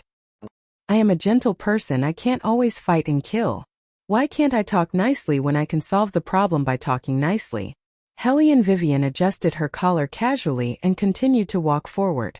Yun Biluo looked at the back of the figure, holding the handkerchief in her hand for a while before she started walking. However, in the next moment, a transparent stone wall suddenly appeared in front of Hellion Vivian, isolating them from Tu Sufeng completely. Hellion Vivian recalled what Tu Sufeng told them when they entered the underground palace. Your test will come at any time. Haha. Isn't that a little too timely? Is it really not decided by the dean's mood? Separated by the transparent stone wall, Hellion Vivian and Tu Sufeng looked at each other. Then they turned around and their first reaction was to carry the tiger-faced little one. Han Yu also realized that something was wrong. His brown eyes narrowed slightly. On the other side, two people were panicking. They pointed at the stone dragon head at the side. Look at this. Chapter 312. Looking across the row, there were more than 10 faucets with water flowing. The water flow was not rapid, but it was suffocating. Especially when they were surrounded by walls, once they came into contact with water, they would not be far from death. In just a blink of an eye, the water had already reached their calves. Normally, when the water flow was rapid, once it reached the waist, it would be 2 to 3 times more difficult for a human to breathe. When Hellion Vivian was on a mission, she was most worried about encountering such a situation. It would be fine if she was alone, but now she was carrying little bald head in her hand. It was not hard to imagine that this sudden test would not be easy to pass. Most importantly, none of them were prepared. They thought that since the first test had just ended, the second test would come a day later. No one would have thought that in less than the time for half an incense stick to burn, there would be a second test. Helly and Vivian knew that this was Tu Su Feng's way of testing their ability to react on the spot, when their bodies were extremely tired and their minds were relaxed. However, she did not expect that Tu Su Feng would go all out with little Seven around. Go back. Yun Biluo reacted immediately. However, it was obviously too late. The amount of water from the dozens of faucets was far beyond their expectations. However, in the next moment, the water in the dark tunnel gushed up to their waist. Helly and Vivian narrowed her eyes and placed little Seven on a higher spot, so that he would not be washed away by the water flow. Han Yu had just untied the net, and when he popped his head out, the water had already reached his neck. Everyone was swimming back crazily. When people were about to die, their first reaction was to register for the test. No one was an exception. Third Ant. The little one did not know how to swim. He frowned and struggled to ask Helly and Vivian, "If there are fishes in the water, I can still live a little longer." Helly and Vivian was speechless. What did this have to do with the presence of fishes? She really did not understand foodies. "You guys cough, hurry up and leave." Han Yu started to spit out bubbles as he spoke. Helly and Vivian did not speak anymore because the water had reached her eyes. At this moment, the most important thing for people was to maintain their strength. Logically speaking, this was actually a test. That meant that there must be a way out. But that method was definitely not going back. Because if they walked back, Helly and Vivian was not in the mood to think. She could feel that her brain was a little bloated. This was the basic reaction of a human being underwater. Gradually, nothing could be seen in the dark tunnel except for the water. The only thing worth rejoicing about was that the water was very clear, and there was another night pearl in the dark tunnel. However, to keep one's eyes open for an extended period of time was simply a form of torture. Little Seven didn't know how to swim, so she wasn't suited to stay underwater for long. Helly and Vivian gritted her teeth and tried to pull him back. But at this moment, the person who had already walked to the exit swam back. While underwater, he knocked on the wall with all his might, as though he was trying to find an exit. Yun Biluo's situation was the best. She had raised all the martial qi in her body, and the martial qi was hovering around her, giving her a short time to catch her breath. When the others saw her like this, they also began to follow her example, and began to increase the martial qi in their entire body. This method was indeed effective for the time being, but it had a sense of fatality. That was, after using this method, those who lacked martial qi would lose all their strength. Help! There was already a person who couldn't take it anymore. The faint light on his body began to fade, and he desperately reached out his hand. Helly and Vivian didn't have the energy to care about the others. She only dragged the little one. She narrowed her eyes and focused her gaze on the only place that was different. That transparent stone wall. There was no time to look for any mechanism, so she might as well make her move. "With my life I command the winds and clouds of the world." Helly and Vivian suddenly straightened her body in the water.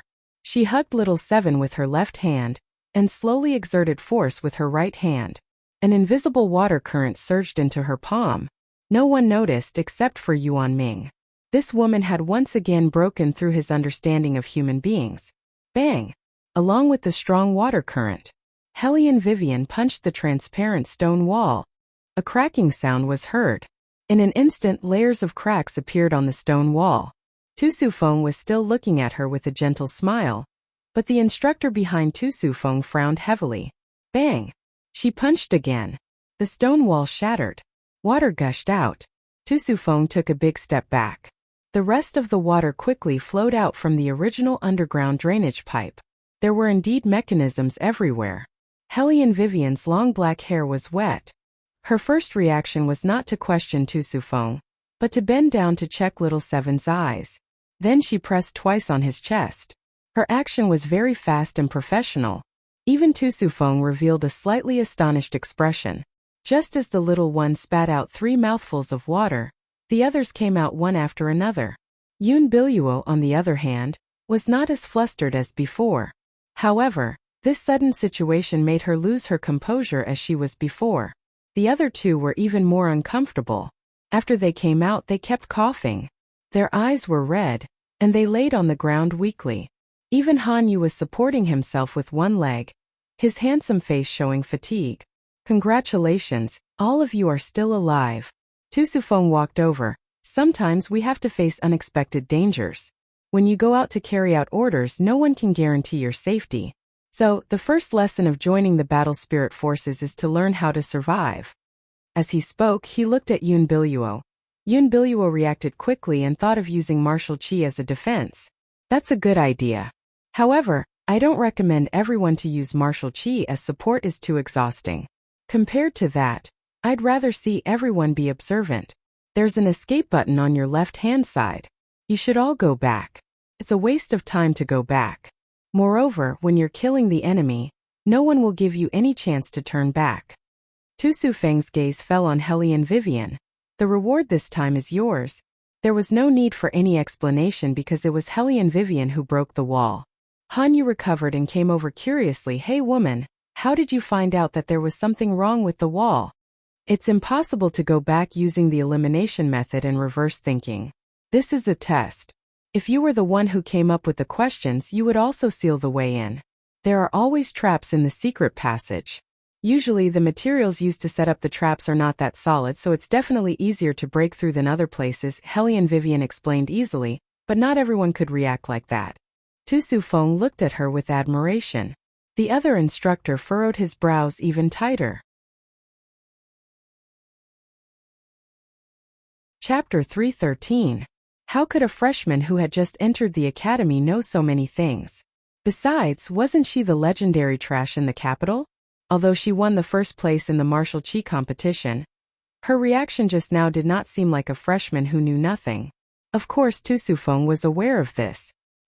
He looked over and said with a gentle voice, "Don't worry, little Seven is fine." He knew what Hellion Vivian was worried about. Then he explained, "This child has been afraid of water since he was young. Aju saw this and went to the deep sea to get him a dragon pill. Dragon pill, the inner core of the divine dragon. Not only could it improve one's martial qi cultivation, it could also be used as a lifesaver underwater. As long as the person was fished out within a certain period of time, even if he drowned, his internal organs would not be damaged. He could still be alive and kicking as long as the water was discharged in time." However, looking at little Seven's listless face, one could tell how much he hated the bottom of the sea. He blew 2 bubbles in a row and said unhappily, "There's no fish. How can there be fish in the secret passage?" Tu Sufeng was having a headache again. Little Seven curled his lips and said to Hellion Vivian, "Dragon pill is not as delicious as dragon meat." "You've eaten dragon meat?" Hellion Vivian raised her eyebrows and bent down to brush away the little one's wet black hair. Little Seven nodded. At that time, third brother dragged a dragon back. "I ate it for many days. The meat was so delicious." Dragged a dragon back. Dragged a dragon back? A picture appeared in everyone's eyes. The cold and noble third prince with his long sleeves fluttering in the wind dragged a dragon from the deep sea and stepped onto the land. Behind him, thousands of splashes rose up, but no one could do anything to him.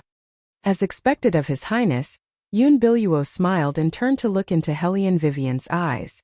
Hellion Vivian didn't pay attention to her.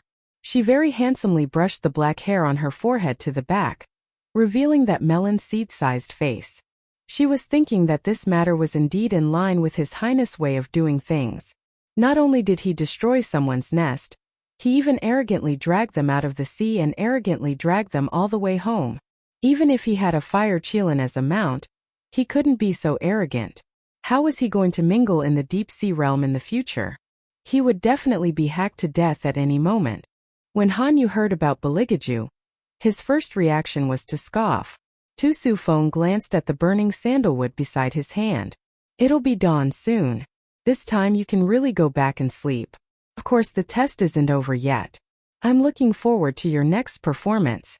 When everyone heard this, they finally heaved a sigh of relief. One by one, they dragged their tired bodies and walked towards their respective courtyards.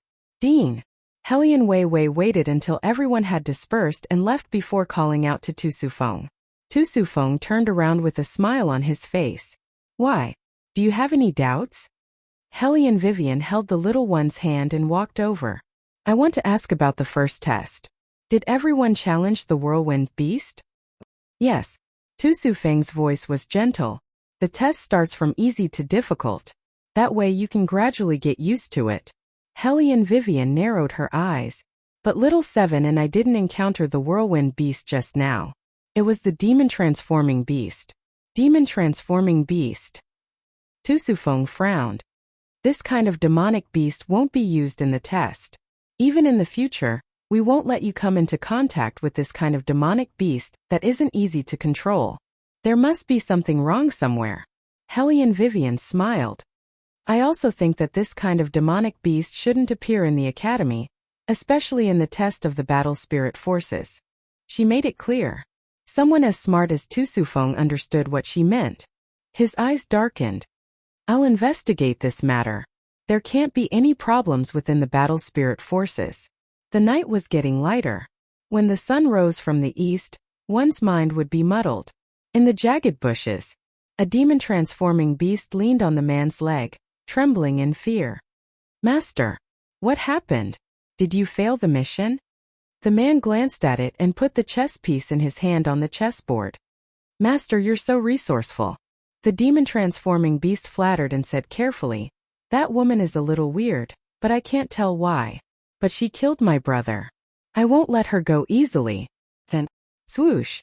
Before the demon-transforming beast could finish its sentence, it was stunned by a chess piece flying toward it. Master, did I ask you to hurt her? The man stood up, and his black eyes were slowly dyed with light. The demon-transforming beast saw that he was staring at it coldly. That look was like a poisonous snake that wouldn't allow anyone to say another word. The demon-transforming beast was so scared that its face changed. Its black claws didn't even dare to move. In the boundless dark night, only the man's gem-like eyes could be seen. Find all the demon-transforming beasts.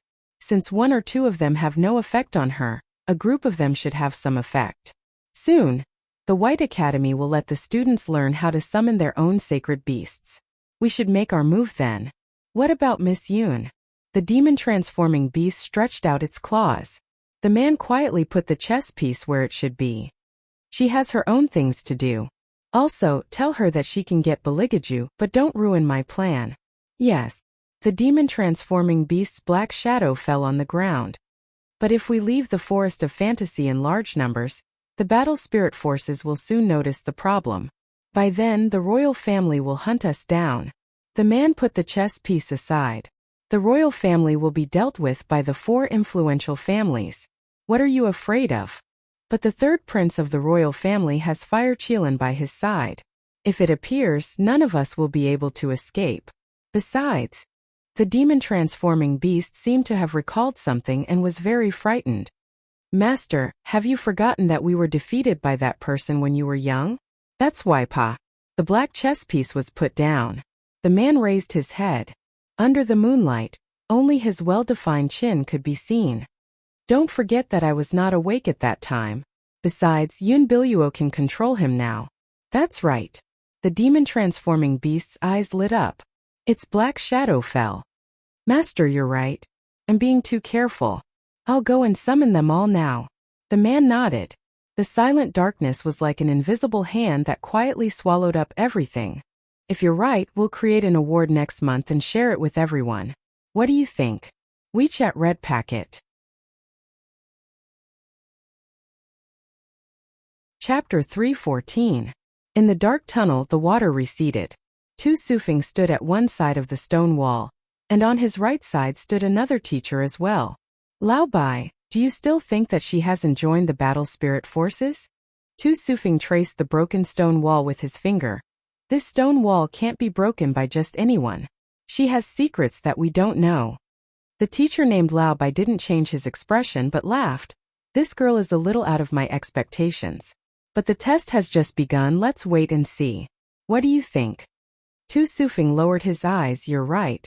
The test has just begun, but we need to investigate the battle spirit forces internally. Internal investigation? Lao Bai frowned. Why? Tu Sufeng retracted his gaze. Someone used our first test to release the demon-transforming beast into the academy, and I just received a piece of news. Lao Bai's expression changed when he heard the words demon-transforming beast. What news?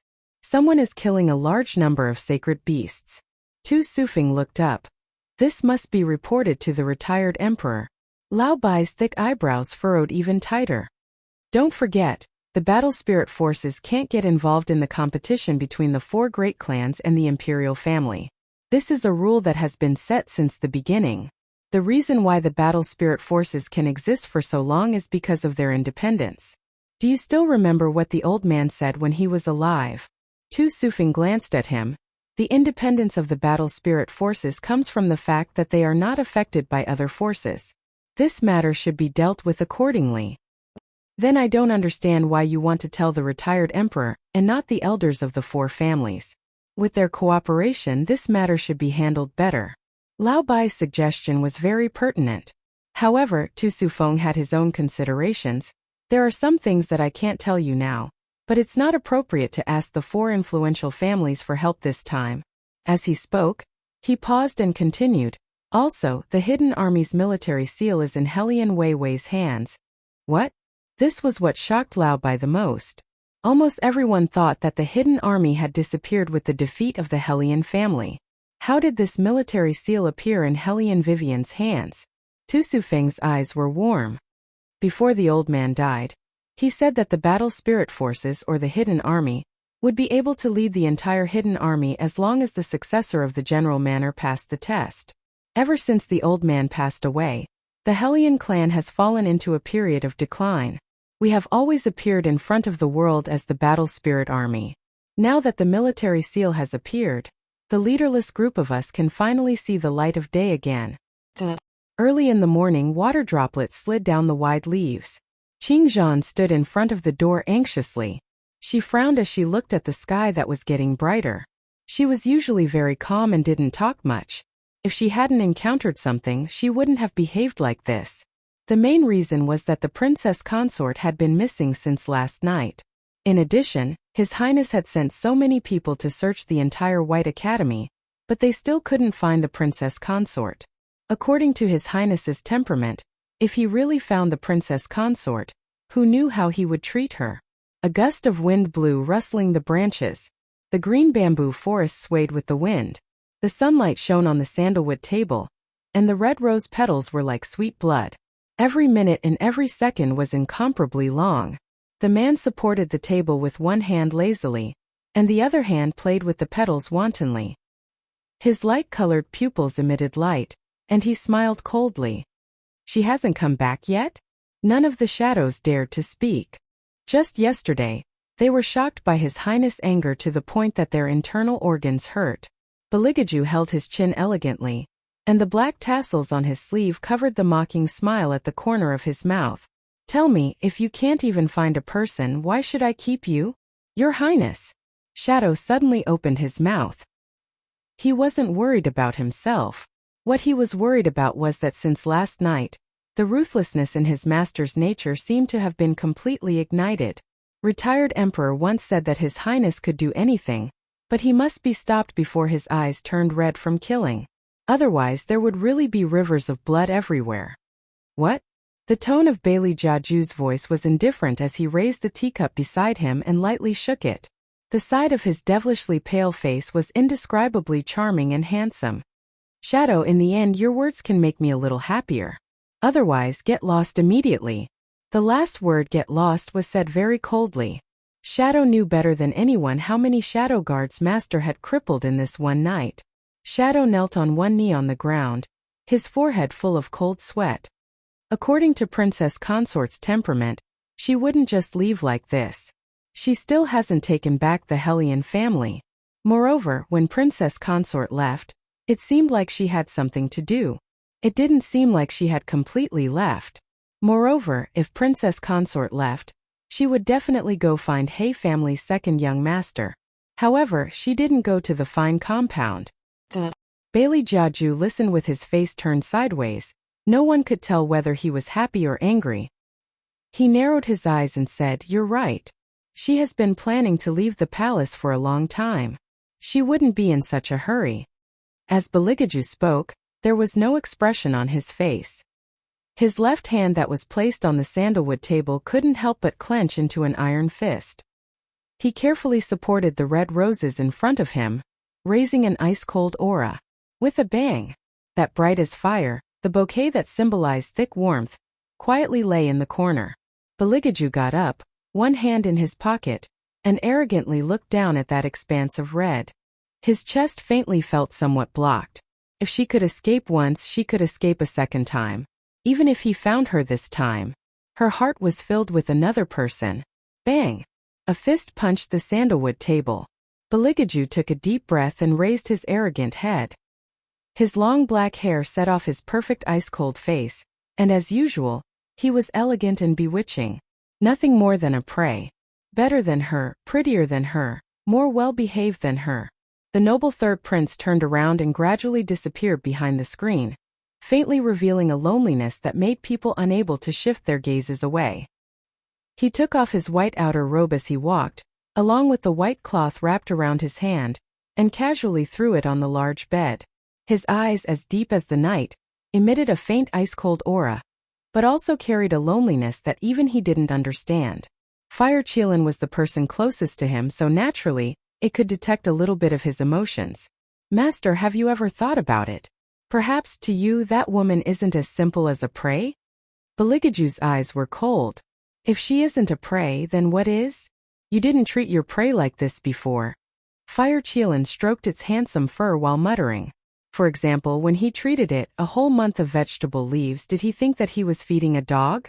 Even if he was feeding a dog, he wouldn't eat it. Chapter 315. Beligaju wrinkled his long eyebrows. "I find that the older you get, the more long-winded you become." Fire Qilin. "Who is this for? Isn't it because its master has never been in a relationship before? Ah, love. Truly a troublesome little demoness. However, there is one thing that you are right about. This time my methods are too gentle." As he spoke, Bailey Jiaju stood up from the wooden couch. The light in his eyes was slightly cold. His tall and slender figure was indescribably gentle like jade. However, that pair of eyes contained too much overbearingness. No matter what it is, it's right to hold it in your hands first. "Yes." Fire Qilin respectfully bowed its head. Its fiery red beast form was faintly discernible behind Beligaju. The sun shone down. In the superior compound's attic, the little seventh prince slept on a wooden rope. In his arms was a big meat bun. That meant that when he was half asleep and bored, he could take a bite or two. Hellion Vivian sat in front of the window and lazily stretched. She held her chin as she thought about something. Her body was very tired, but her mind was very clear. Her lower abdomen still hurt, especially after coming out of the water. She kept falling down. "Woman, your body isn't very good right now. I suggest that you stay by the third prince's side. Think about it, you still need at least 3 times. "That's right, 3 times. Yuan Ming devilishly hooked his lips. Little White transformed into the shape of a white cat and lazily paced on the ground. It was cold and arrogant. "What 3 times? Yuan Ming's smile deepened. "Of course it's dual cultivation." "Dual cultivation?" Little White's face froze. Its brows tightly knitted as it looked at Hellion Vivian. Hellion Vivian waved her hand. "When the time comes, we will think of a way to solve it. There are still 16 days. Yuan Ming reminded her with a smile. Hellion Vivian unhurriedly nodded. "That's why we need to solve everything in 16 days. As she spoke, she picked up the invitation that Tu Sufeng instructed someone to deliver. On it was clearly written that the third test would be held in the academy. At that time, all of the new students would be in the center of the courtyard and begin to learn how to contract with their own spirit beast. At that time, they would need to be prepared for the arrival of the test. He wondered what the content of the test would be. Hellion Vivian put away the invitation and looked at the color of the sky outside. "It's about time. The students from the superior compound are also starting to head to the courtyard. Xiaobai, go wake Xiaoqi up. We'll tidy up a bit and head to the courtyard." "All right." Little White replied coldly. When she walked past Helly and Vivian, she added, "The matter with the battle spirit forces won't be resolved so quickly. When you're looking for spirit beasts, keep an eye on them. If anything happens, bite your finger and summon me." Helly and Vivian nodded and narrowed her eyes. It seemed that even Little White had felt it. The White Academy's sky was about to change rumble. A clap of thunder rang out. Large raindrops fell on the green stone tiles. The man held a folded umbrella and stood under the dim light as if he was waiting for someone. Yun Biluo, who was walking forward with the help of a maid, paused her steps and ordered the person beside her, "You go somewhere else first." "Yes, Miss Yun." The maid retreated quickly. Yun Biluo walked up and saw that there was no one around. Then she knelt on one knee. "Master, get up." The man turned around. His well-made long sleeves were slightly rolled up. His slender fingers held the folded umbrella and sized her up. "It seems that the cup on your body has been very obedient recently." Yun Biluo's body stiffened. "Yes. So you don't plan to do what I asked you to do seriously?" The man raised his head and looked at her. There was an evil aura at the corner of his mouth that did not match his face. "Do you think that you'll have nothing to worry about once you've established a relationship with the Morong family? Biluo, you're too naive." As he spoke, the man's pupils shrank. Yun Biluo curled into a ball in pain. The sweat on her forehead overflowed. "I didn't think so. It's just that it's too difficult to send a message to the palace now. The retired emperor is still there. That old thing has never liked me.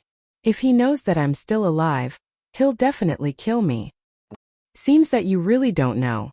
The man looked at her lightly. Yun Biluo calmed the pain. "Know what? Baligaju is in the White Academy." The man glanced at the noisy crowd nearby. Yun Biluo's face was filled with surprise. "He's here? Why didn't Heiju tell me?" Of course, an ordinary death attendant wouldn't know. The man paused, his eyes gleaming.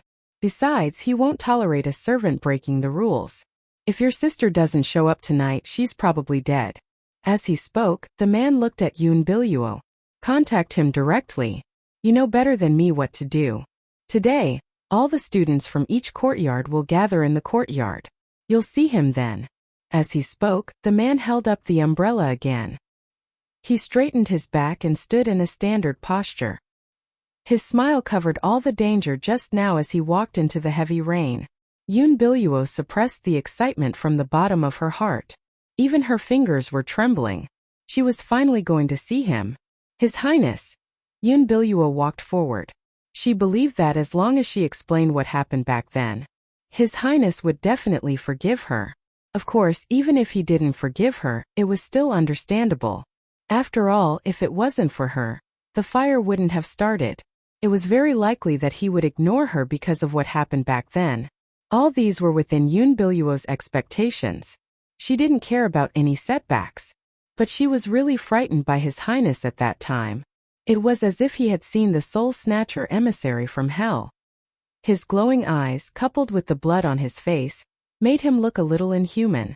Her first reaction was to run away. But now she regretted it.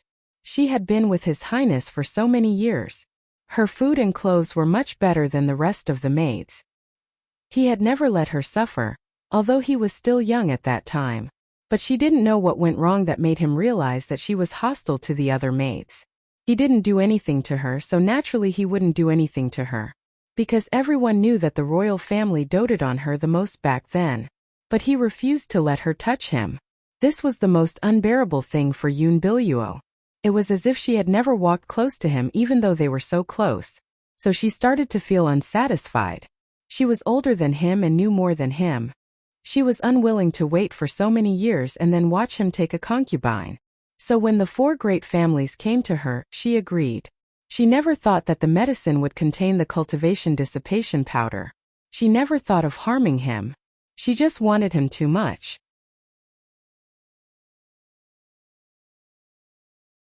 Chapter 316. Yun Biluo calmed down her emotions and walked towards the center of the courtyard. All the students from the 4 courtyards were gathered in the center of the courtyard. This reminded Helly and Vivian of the time when she watched Harry Potter's movie, especially since they were going to contract the spirit beasts today. Every student was dressed in green and white robes, and they stood in their own courtyard in a square formation. The teachers stood at the front and explained in detail what to pay attention to. After all, even the spirit beasts would be aggressive if they were provoked. Hence, the beast taming technique became a big challenge at this time. Helly and Vivian sent little Seven to the superior compound's courtyard first. Yun Biluo saw her as soon as she arrived. She smiled faintly and took a step forward, looking at Helly and Vivian. Her voice was so soft that only the two of them could hear. I heard that His Highness is in the White Academy. Helly and Vivian stopped absent-mindedly and looked up slowly. Her voice was calm, and then, there is nothing else. Yun Biluo was very polite and even had a smile on her face. This was where she was better than Helly and Jiao. I just want to know how much Miss Weiwei knows about His Highness. Helly and Vivian looked at her. Her eyes were deep. At that moment, Yun Biluo thought that all her thoughts were seen through. It was a very bad feeling, just like when she was in front of the retired emperor. No matter how glamorous she was, the retired emperor only treated her as a servant girl, and did not allow her to get close to His Highness. Yun Biluo lowered her eyes and continued. He will treat anyone as his prey if he is interested in them. I think Qing Zhan must have told Miss Weiwei about my past with His Highness. I don't know if I am right. I did something wrong in the past and His Highness could not let it go. Now that I am back, I don't want to hurt Miss Weiwei, but His Highness will always have his choice. After that, she made way for Helly and Vivian. She was so gentle, polite, and harmless. Helly and Vivian raised her eyebrows and walked past her. Her lower abdomen was still hurting. She did not know what the test was about, but she was not in the mood to discuss these things with Yun Biluo. Furthermore, there was one thing that he had to admit. Beligaju did treat her like a prey. Woman, this Yun Biluo is not simple. Xiao Bai narrowed his eyes. I keep feeling that there's an indescribable aura on her. Be careful. Helly and Weiwei grunted and found a place to sit down. Yun Biluo looked at her from afar and smiled gently. In her heart, she never thought that Helly and Vivian was a threat. Although His Highness married her, Heizhu also said that it was only to deal with the retired emperor. The other young ladies of the superior compound also thought this way. Therefore, when he saw the confrontation between Yun Biluo and Helly and Vivian, even though Helly and Vivian was now the third princess consort, he or she was on Yun Biluo's side. No, to be more precise, they were on the Helly and Jiao side. When Helly and Jiao introduced Yun Biluo to them, she said that this person's identity was not ordinary. A person who could make Helly and Jiao treat her with respect might be a princess from some family.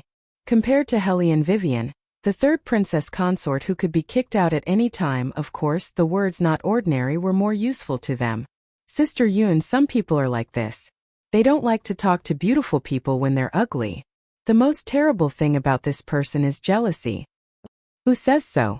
Sister Yun, you have to be more careful. Her identity is different from before. If she wants to scratch someone's face, the first person she will look for is Sister Yun. Sister Yun was brought in by the elders. She's not someone she can touch as she pleases. Sisters, let's not talk about that person anymore.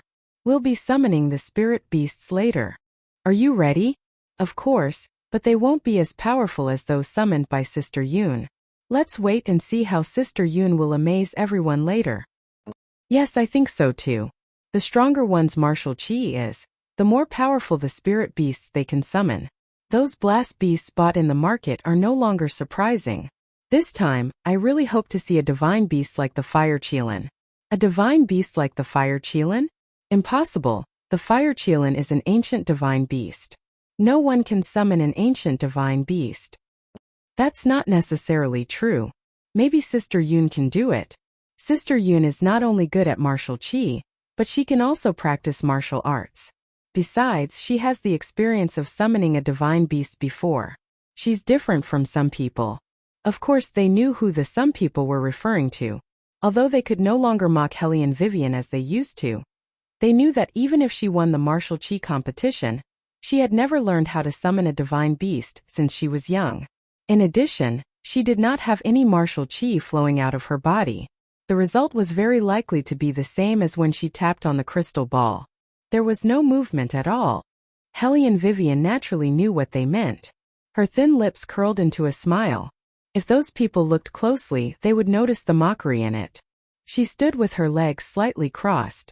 Her posture was just like her, delicate and handsome from the inside out. When Jing Wushuang walked over, he saw this scene. Her figure was as gentle as jade. Naturally, those women could not continue being sarcastic.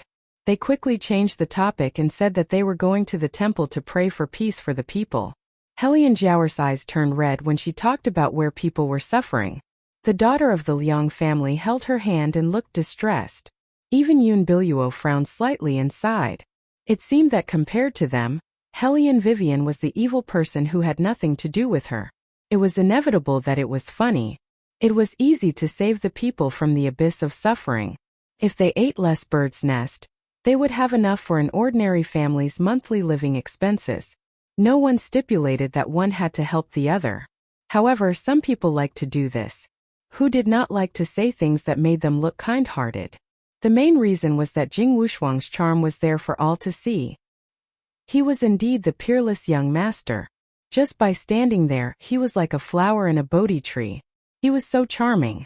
Many women were blushing. He just walked over and smiled gently at Helian Vivian. You didn't even attend the first class.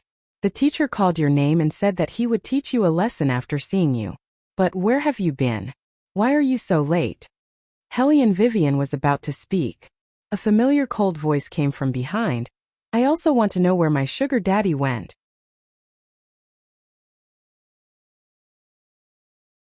Chapter 317.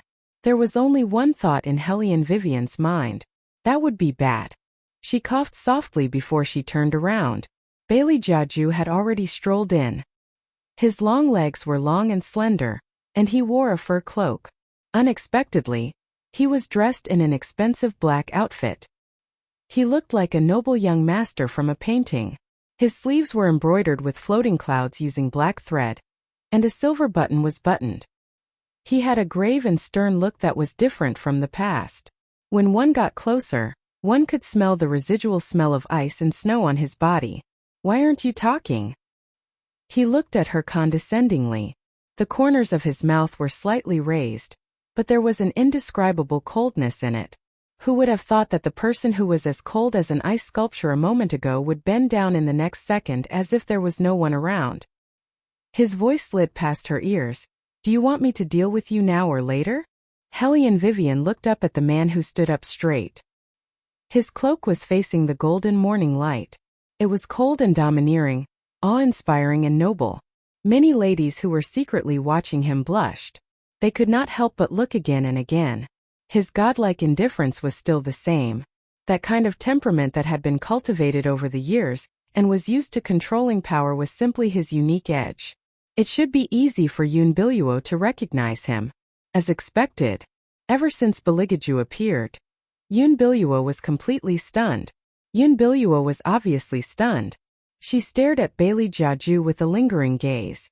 However, the teachers did not give her any chance to speak. They pushed up the reading glasses on their faces and announced, from now on, you will be in groups of 10 and start summoning your spirit beasts. Due to the relative danger of this lesson, the students from the superior compound will lead the students from the inferior compound while the students from the fine compound will lead the students from the good compound. According to your serial number, you will choose which group to stand in. Upon hearing that, Helian Vivian smiled. She looked up at Beligaju and said, why don't we line up first? Under the bright light, Bailey Jiaju coldly looked at her. His eyes were deep and serene as he leaned on the side with an evil smile. That posture was so wanton and unrestrained. It was unknown whether it was a coincidence or not, but all the trees started to sway. Come with me, he said in a domineering tone that he had been used to for many years. She didn't like this feeling very much. That kind of indescribable pressure and urgency made her feel very uncomfortable. Most importantly, she hated being threatened. Helian Vivian glanced at Aning behind him. She didn't say anything and just walked over. Her idea was very simple.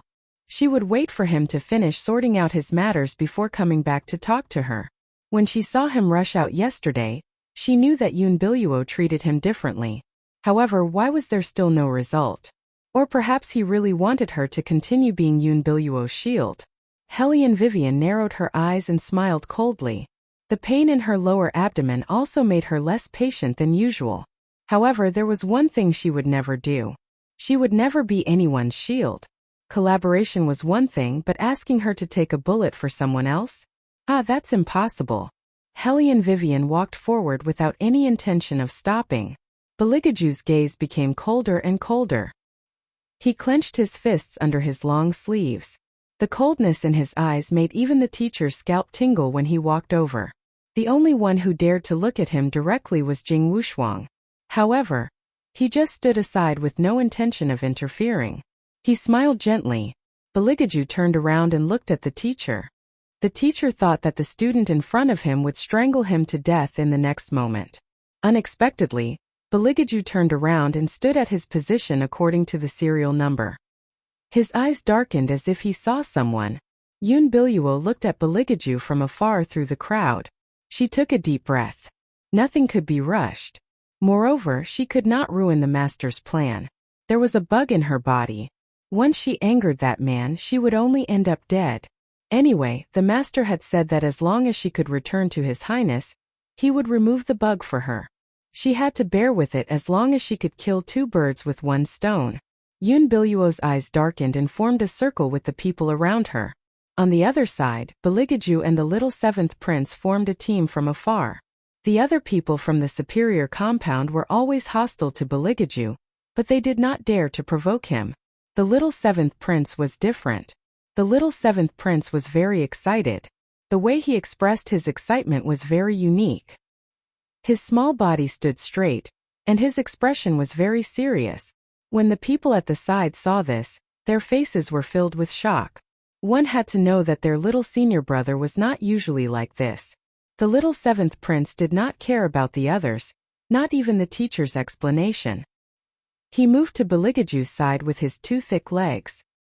He lowered his black hair and said in a voice that only the two of them could hear, "Third brother, do you have any jerky with you? I'm hungry." No. Beligaju's voice sounded colder than usual. The little seventh prince sensed danger and his eyebrows twitched. He was about to withdraw his short legs. "You go and change your sister-in-law to this team," Beligaju ordered in an indifferent voice. The little seventh prince looked at the team in the distance and then at his third brother's cold face. He bit his thumb and said, "Not this time." Beligaju raised his good-looking eyebrows. The little seventh prince put on a fierce face and whispered in Beligaju's ear. "The dean said that we have to follow the rules. Otherwise, the battle spirit forces will not give us the bonus. I'm in the same team with my third sister-in-law. I'm going to summon a big guy later." Battle spirit forces? Beligaju seemed to have thought of something. The coldness in his eyes faded a little. "You went to the battle spirit forces camp yesterday?" The little one nodded and told the story unhappily. "Yes, it was underground. I fell into the water, but there was not a single fish in the water. Fortunately, third sister-in-law saved me. Otherwise, I would have starved to death in the water." Shadow, it was indeed very cruel. But shouldn't one drown first after falling into the water? After listening to his little brother's explanation, Beligaju's face did not change at all. It was as if it was a matter of course. This made the little one feel more and more that a place without fish could not be called water at all. "Also, we encountered a very cunning demonic beast. The dean said it was a test." The little seventh prince narrowed his tiger eyes. That demonic beast came out from underground. At first it did not have a shape. It wanted to attack me and my third sister-in-law. My third sister-in-law killed one of them. The other one is now nowhere to be found. Fire Qilan heard this and suddenly said, "It's the demon-transforming beast. Master, someone must have entered the White Academy. It's not easy to summon these demonic beasts."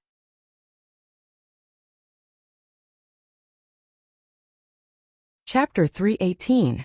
Demon-Transforming Beast. Beligaju narrowed his eyes. When he heard the name again, there was an obvious coldness in his eyes that was not there before.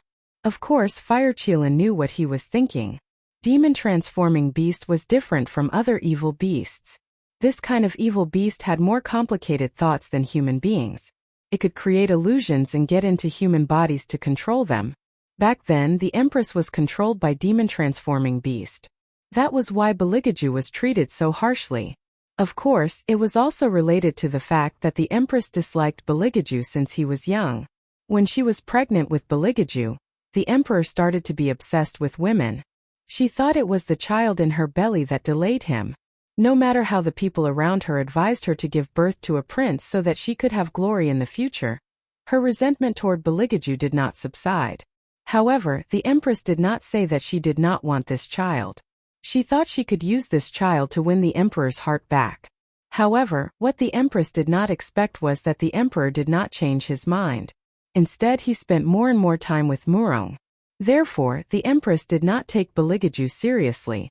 She thought that giving birth to a prince was equivalent to not giving birth at all.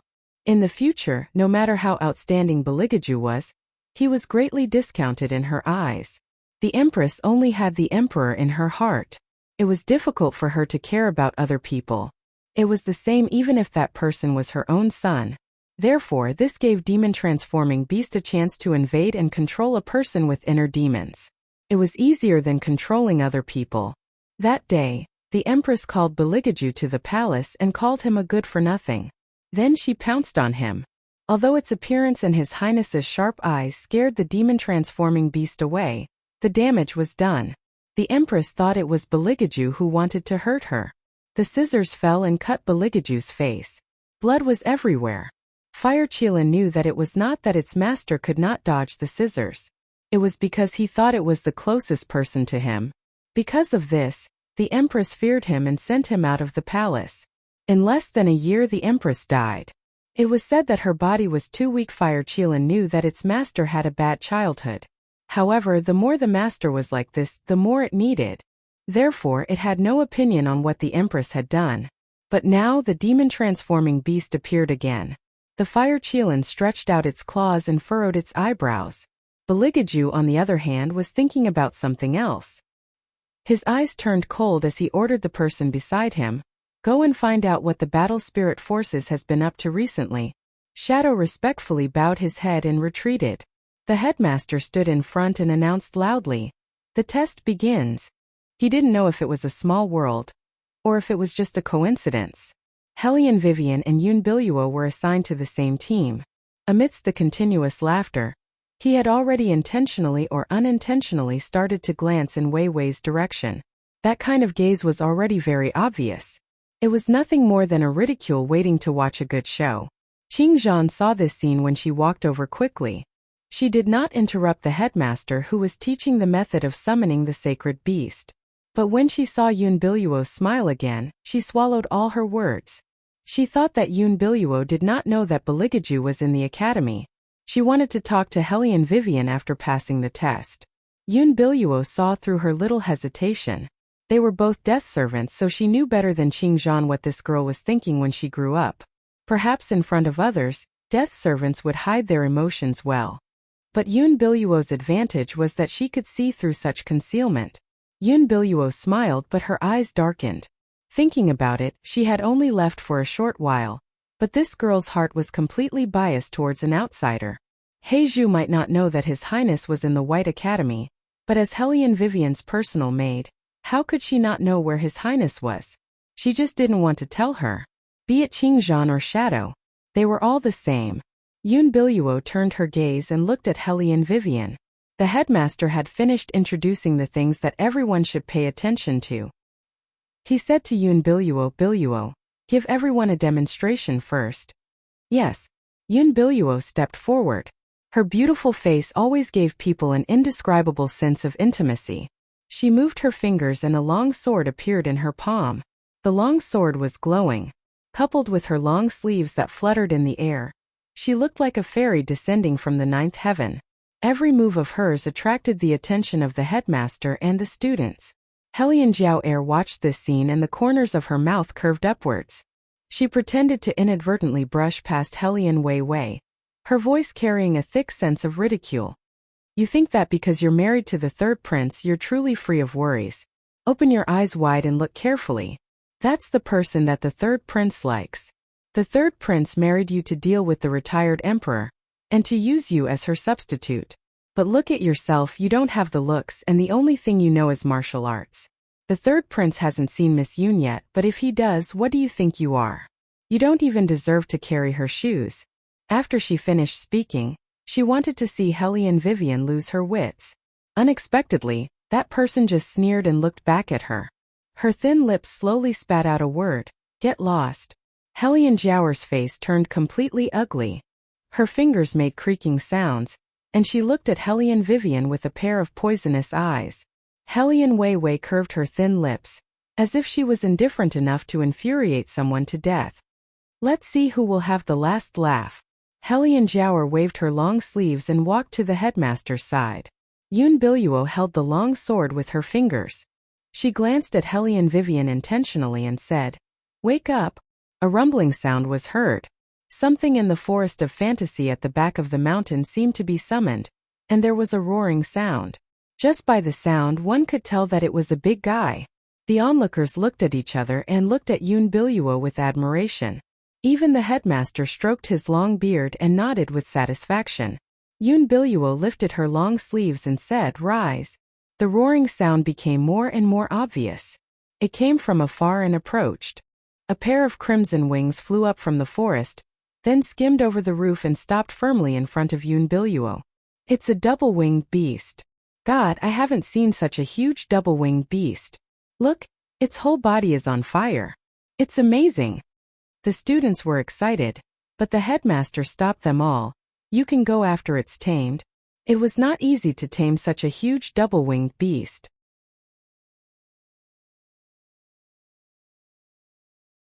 Chapter 319. However, Yun Biluo did not seem to care about this. She cut her finger as she waved her long sword. The blood splashed onto the double-winged beast's face. Then she said, "Keep." The crimson eyes of the double-winged beast gradually dimmed as if it was being controlled by someone. Its movements became gentler, but its eyes made people feel uncomfortable. However, the bystanders could not see this scene at all. Every student was excited to be able to summon such a huge double-winged beast. Seeing that the double-winged beast had quietened down, everyone ran over and surrounded the double-winged beast, looking left and right. It was their first time observing a spirit beast that was summoned directly from the forest of fantasy at such a close distance. They chatted excitedly.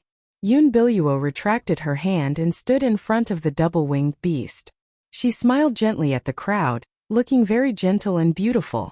Qingzhan's face turned pale in an instant. Not because of anything else.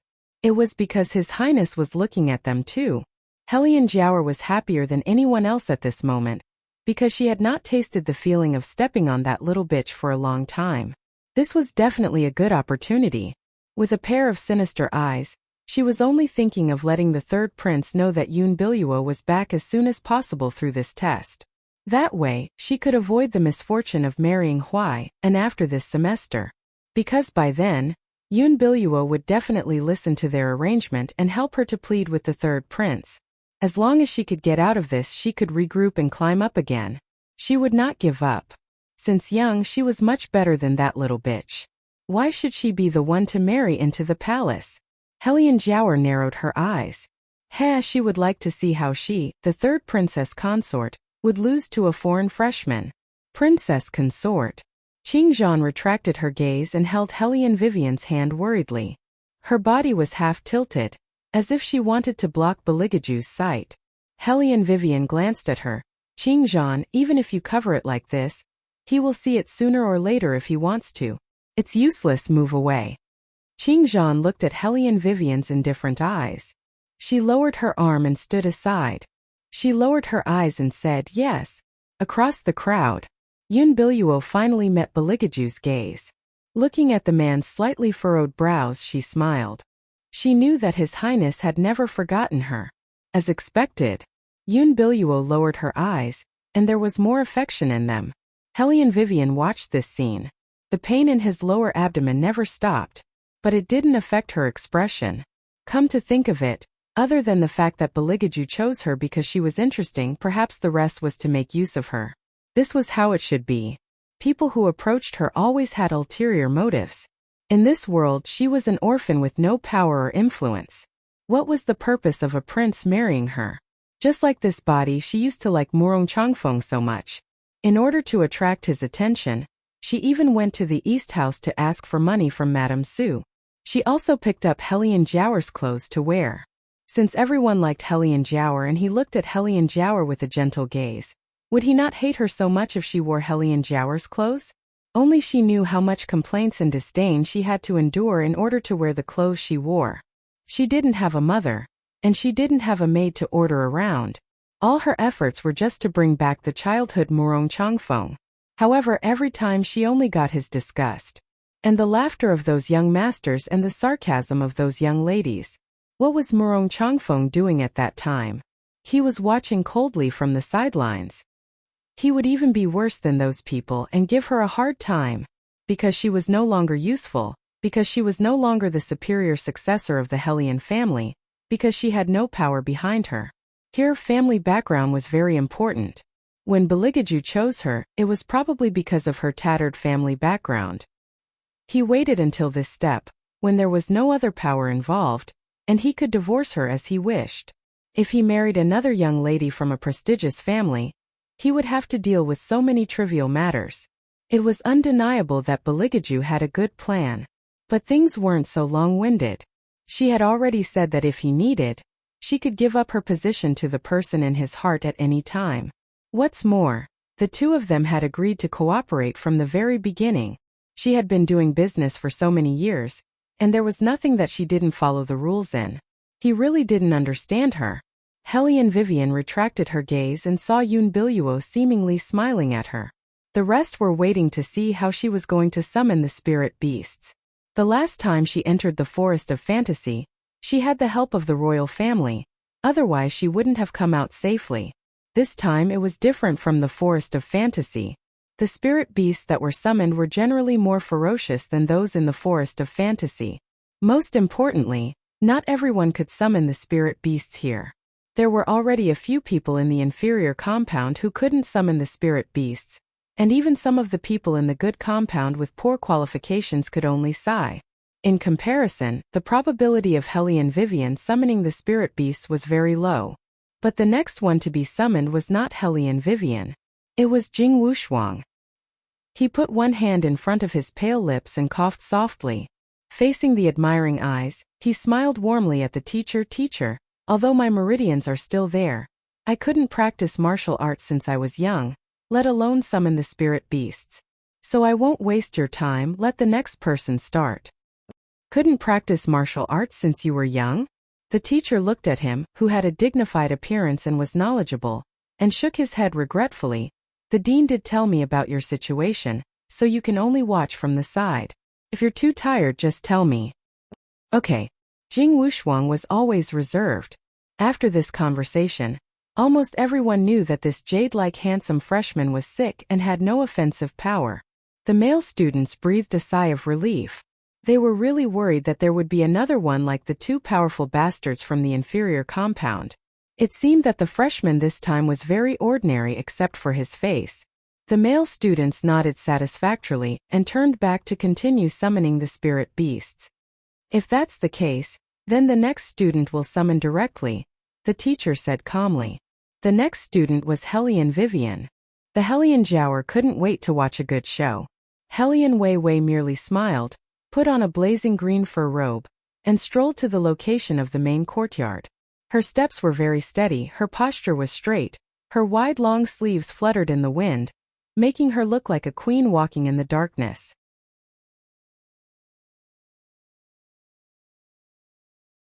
Chapter 320. What kind of mythical beast do you think she will summon? At most it will be a small storm beast. I doubt if she can summon one. Helian Vivian ignored their comments and nodded at the teacher. The teacher reached out and opened the enchantment. Helian Vivian stood against the light, her black eyes reflecting a thin ray of light. Yuan Ming smiled evilly and glanced at Little White, who was also smiling. Helian Vivian moved her hand and the air around her was surrounded by an invisible airflow. At this time, people had not seen this strange phenomenon. They only saw Helian Vivian standing there motionlessly, which made them want to mock her even more. Who knew that at this time, Helian Vivian opened her 5 fingers and her long sleeves fluttered in the air. Her voice was clear and deafening. Come out. 5 words.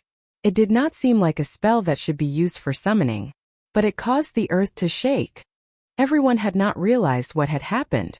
They only heard a rumbling sound. The ground under Hellion Vivian's feet cracked, and the hot air behind her created huge sparks. They bloomed little by little and then faded little by little. It was very unusual. However, the dark underground began to stir. It was because he smelled a beautiful fragrance. What a fragrant soul! Under the black cloak, the pale lips curved into a sinister smile. Saliva dripped from the tip of the scarlet tongue and fell to the ground drop by drop. Bailey Jiaju, who was standing in the distance, suddenly narrowed his eyes. His handsome side profile carried a frosty expression like ice. Master. Fire Qilin also noticed the strange smell in the air. It turned sideways and flew out with Beligaju. The rest were the students who did not know what was going on. After all, there was no follow-up after such a big commotion. So basically, they just looked at each other and muttered, all bark and no bite. Hellion Vivian was still standing in the middle of the rising clouds. She moved her fingers and her aura was like a rainbow. Her eyes were half closed and she repeated, "Come out." Boom! Another series of violent sounds rang out. What is that? All of a sudden someone shouted something. The students frowned and couldn't help but look behind her. He instantly sucked in a deep breath.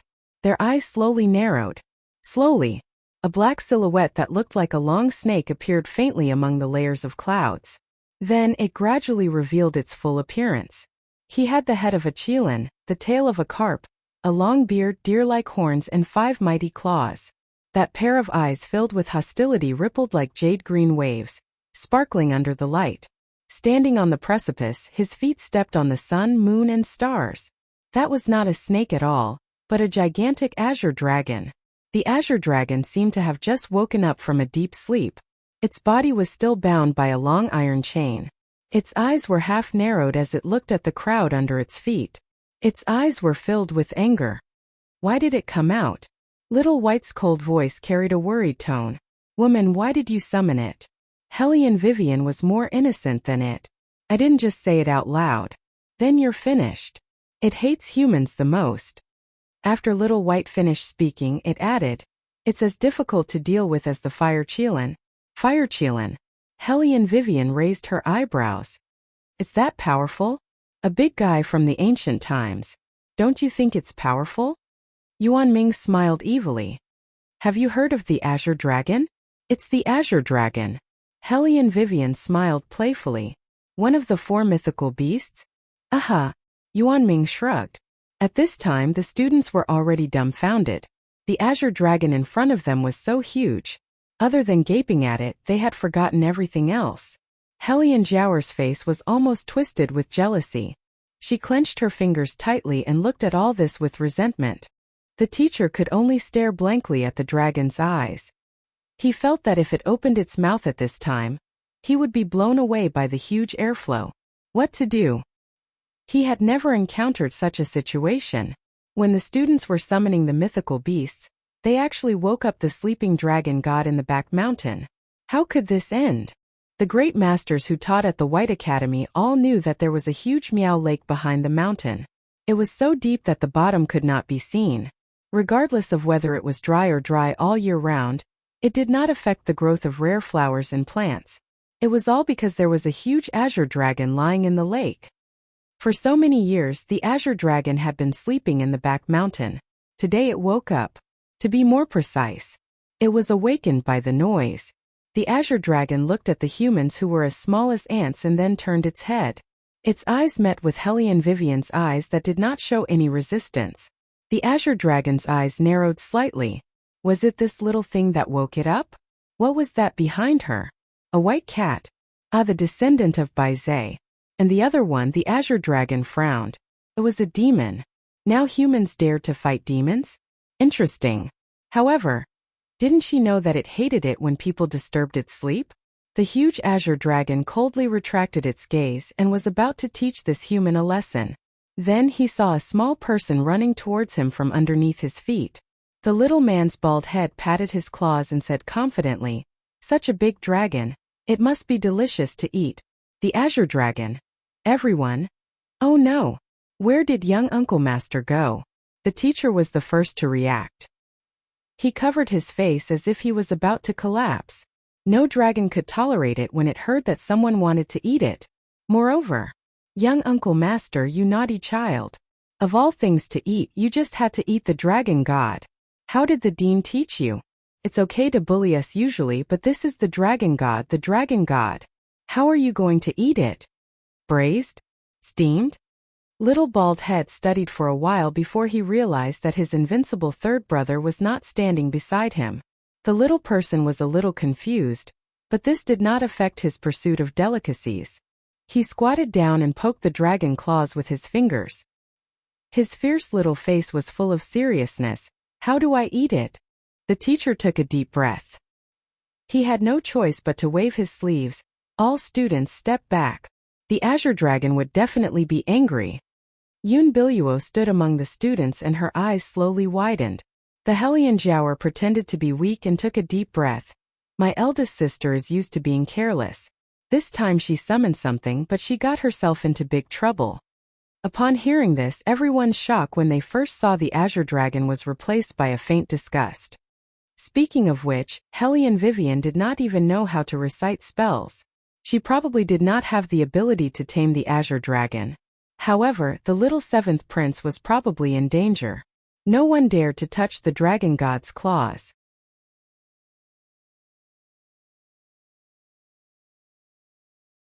Chapter 321. However, at this moment, in a flash, Hellion Weiwei carried the little seventh prince over. With a light tap of her toes, she retreated a few meters backward. Then, she straightened her body and looked at the green dragon indifferently. The Azure Dragon had laughed coldly when it heard that someone wanted to eat it. It reached out its claws and wanted to crush the person. Now that it saw that someone had snatched its prey, its eyes revealed a murderous glint. However, as an ancient divine beast, it was naturally more polite than other spiritual beasts. Before killing someone, it had to be polite before resorting to force. Human. The Azure Dragon looked at Hellion Vivian and slowly opened its mouth. Let go of the little guy and I'll forgive you for waking me up. Otherwise, I'll crush both of you into meat patties. Hellion Vivian raised her eyebrows and realized that the Azure Dragon was using consciousness to communicate. She narrowed her eyes and said, I'm very sorry for waking you up. You can see that our academy is conducting a summoning test. I don't know what happened, but I've summoned you. I can apologize for that, but I can't hand this little guy over to you. Human, you're very bold. However, the Azure Dragon waved its huge tail and laughed coldly. No one has ever dared to escape from my wrath. As it spoke, its huge claws descended. When it landed on the ground, the entire academy seemed to shake. The students were thrown into disarray by this attack. Some fell while others dropped their belongings. Hellion Vivian quickly dodged with the little guy in her arms. When the Azure Dragon raised its claws, it glanced at the ground again. With a scornful look, it stomped down again. Hellion Vivian thought that she would be able to escape this time as well. She did not expect that the Azure Dragon's claws would carry such a strong murderous aura. Even though Hellion Weiwei managed to avoid being trampled by the claws, her internal organs were also shaken by the baleful aura. Her whole body also followed and fell downwards. The Azure Dragon thought that she was definitely going to die this time. It was about to follow up with a second stomp. Swoosh! Hellion Vivian quickly got up. She held the umbrella with her fingers and flew into the air. Then she swooped down and put the little guy down. Then she turned around beautifully. Her left hand grabbed the iron chain that was imprisoning the Azure Dragon. Roar! A dragon's roar. Everyone covered their ears. Lightning flashed and thunder rumbled. Even the wind and clouds were churning. However, Hellion Weiwei stood upright in the middle of the whirlpool, her hand still gripping that long iron chain, without the slightest intention of letting go. The Azure Dragon turned its head to the side, wanting to get rid of her, but unknowingly, she was already riding on its body. Hey Boss Dragon, do you want to get rid of this iron chain? Hellion Weiwei sat on the dragon's back with bloodstains at the corner of her mouth, but her expression was more excited than ever. If you want, I can help you undo it, but there is one condition. You must obey my orders. The Azure Dragon coldly snorted. Human, are you dreaming? Do you know what this iron chain is made of? It's made of the ultimate black ice iron. It's engraved with the seal of an ancient god. Can you undo it? The seal only works on beasts. I'm not a beast. Hellion Vivian's thin lips curled up. Also, this iron chain is not that difficult to undo. Any cold weapon has its button. You just need to find it. The Azure Dragon was silent for a while. A long time ago, I swore that I would only be loyal to one person. Although that person has disappeared, I'm still waiting for him. So I can't obey your orders. That's easy. Hellion Vivian wiped the back of her hand. We don't need to sign a contract. You only need to help me 3 times. After that, I'll let you go and find your master. You're trapped here. Even if your master shows up, you won't know. Why don't you cooperate with me? The Azure Dragon narrowed his eyes and tossed about in the clouds. Can you really undo the mysterious ice iron chain? Yes. Hellion Weiwei lowered her eyes and looked at the iron chain in her palm. However, it will take some time. Boss Long, please don't move for now. I will be responsible for whoever you trample to death underground. After all, I was the one who summoned you. The Azure Dragon replied with a deep voice, but it was a little strange that a human could summon it. However, it didn't think too much about it. Because the black ice iron chain on its body had trapped it for too long. 1,000 years ago, the palace fell and its master disappeared. It wanted to find the humans and ask for an explanation. So it roamed the world and burned countless villages and cities. It angered the god of tribulation and locked it at the bottom of the Green Dragon Lake for 1,000 years. For 1,000 years, its initial anger gradually turned into disappointment. In the end, it became dead calm. It began to accept the fact that its master was gone and lost all interest in the world. In the end, it fell asleep at the bottom of the lake. It had forgotten what sunlight tasted like. If it wasn't for this girl, it would still be muddle-headed, holding on to the hope of dying, waiting for its master. Now it could finally get rid of the iron chain. No matter how introverted the Azure Dragon was, Hellion Vivian knew how much it wanted to get out of the cage from the light in its eyes. Hellion Vivian didn't waste any time. She followed the iron chain and descended quickly. Her purpose was to find the source of the iron chain. The students didn't know what was going on. They only saw the Azure Dragon's big mouth moving and thought that it had swallowed Hellion Vivian whole, and was now chewing her bones. Hellion Jiaoer laughed sinisterly. She didn't expect that bitch to dig her own grave in the end. How satisfying. However, Yun Biluo didn't think that it was that simple. The blood serpent beast that was supposed to respond to her lost connection at this moment. How could this be? Yun Biluo looked up in confusion and saw Hellion Vivian climbing down the iron chain. She didn't die. She was going to unlock the iron chain. Once the iron chain was unlocked, the dragon god would recognize her as its master. She had to stop her. Yun Biluo's eyes flashed. She lowered her arm and black blood flowed to the ground. She seemed to be chanting a spell. Bang! The creatures below were getting more and more restless. As if it was enlightened, its blood-red eyes suddenly shook. It wanted to get up again, but it was blocked by a figure in black with long hair. That person was very handsome. He had a cold and noble figure. He was wearing a long robe that reached his knees, but there wasn't a single speck of dust on his body. There was a faint smile on his lips. However, the magical snake beast felt a deep fear in its body. It was an oppression that came from the depths of its blood. It locked its throat tightly and froze its body subconsciously. Who is this person?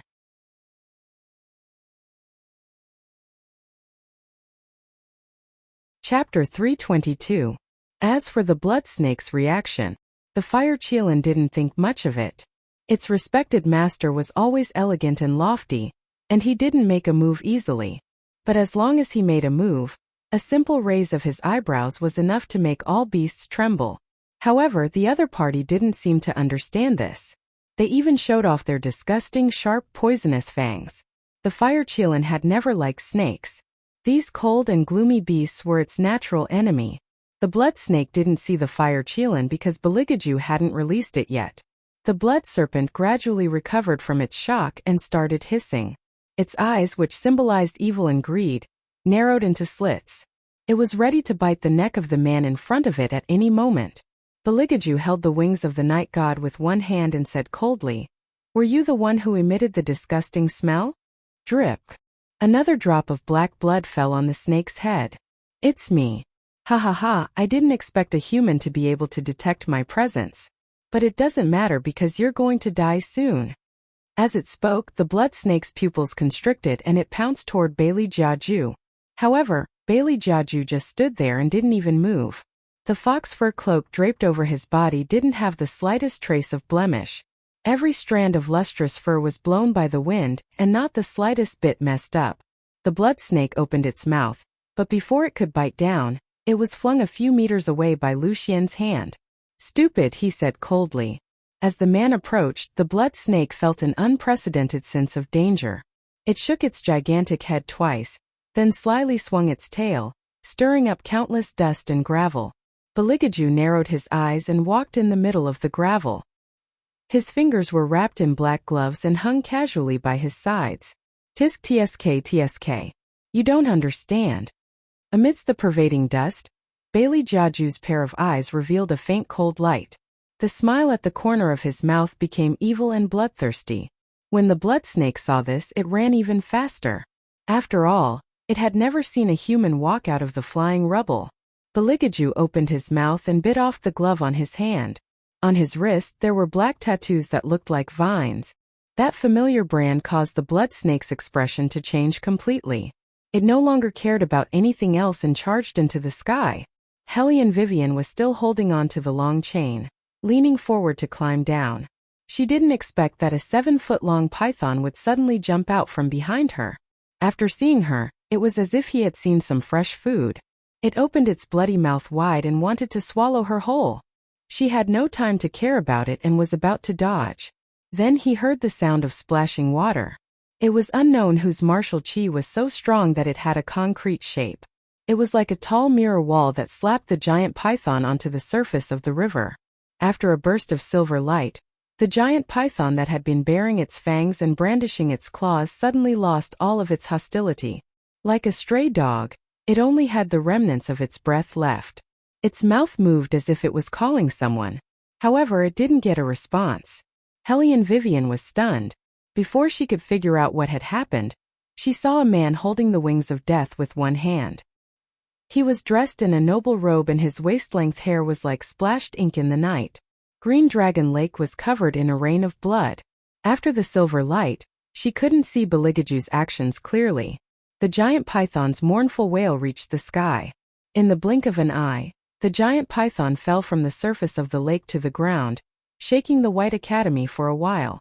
Separated by clouds and mist, the students of the White Academy didn't know what had happened. Baligaju sheathed his sword. There wasn't a single drop of blood on his body. He just looked down at Hellion Vivian with an indifferent expression. They had never seen such an arrogant person who saved people. Hellion Vivian raised her eyebrows. Her understanding of His Highness rose to another level. The appearance of the blood snake made the students, who didn't know anything, suck in a breath of cold air. How could such an evil creature appear in the academy? Who was the one who summoned it? What method did they use?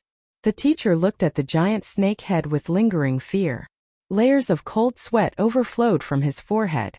If it hadn't been killed by someone, who knew how many students it would have swallowed in one breath if it had continued to stir up trouble?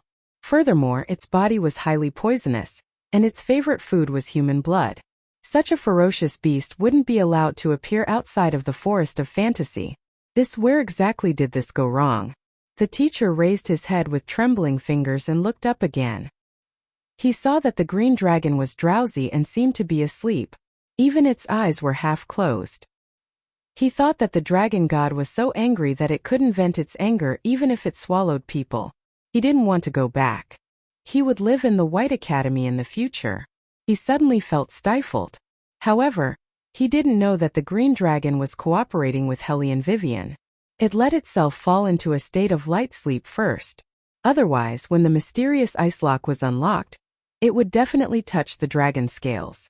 If it was awake, the dragon scales would turn into fire and hurt Hellion Vivian. At this moment, Yun Biluo pressed on her left shoulder and took a step back.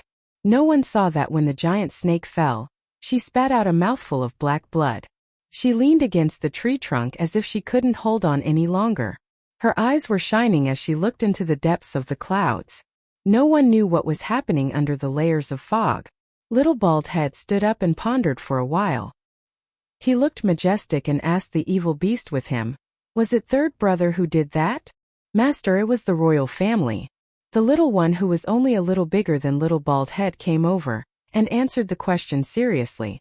Then he disappeared in front of everyone. The little seventh prince calmly said, "Then there's nothing to worry about. Third brother must be with third sister-in-law. That snake is not bad. Clean it up and roast it tonight." Yes, the little one was already familiar with his master's routine. It was just a blood snake beast. It even ate a dragon, let alone a snake. Clean it up immediately. Anyway, it didn't like snakes. It was better to have one less snake. In the chaos, Jing Wushuang stood in the middle. Dressed in green and white, he looked like a warm jade. He put his hand on his lips and coughed heavily.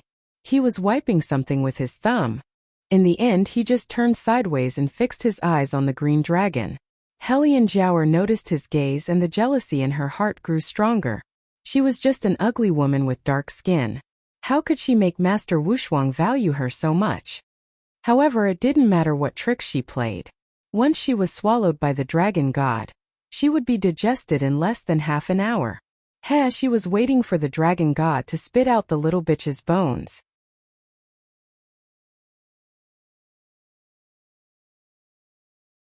Chapter 323. However, at this moment, Helian Vivian had already found the source of the iron chain. She did not ask why Beligaju was here. She held the hair ornament in her mouth. Her long hair was dripping wet with water. The wind was blowing around the lake, bringing with it a bone-chilling chill. The mysterious ice iron chain was especially cold to the touch. An ordinary person would have been frozen to death. Helian Vivian's eyes were still shining. It was not because she was in good health. On the contrary, she was having her period, which made her very uncomfortable. However, she had to fulfill her promise to the Azure Dragon.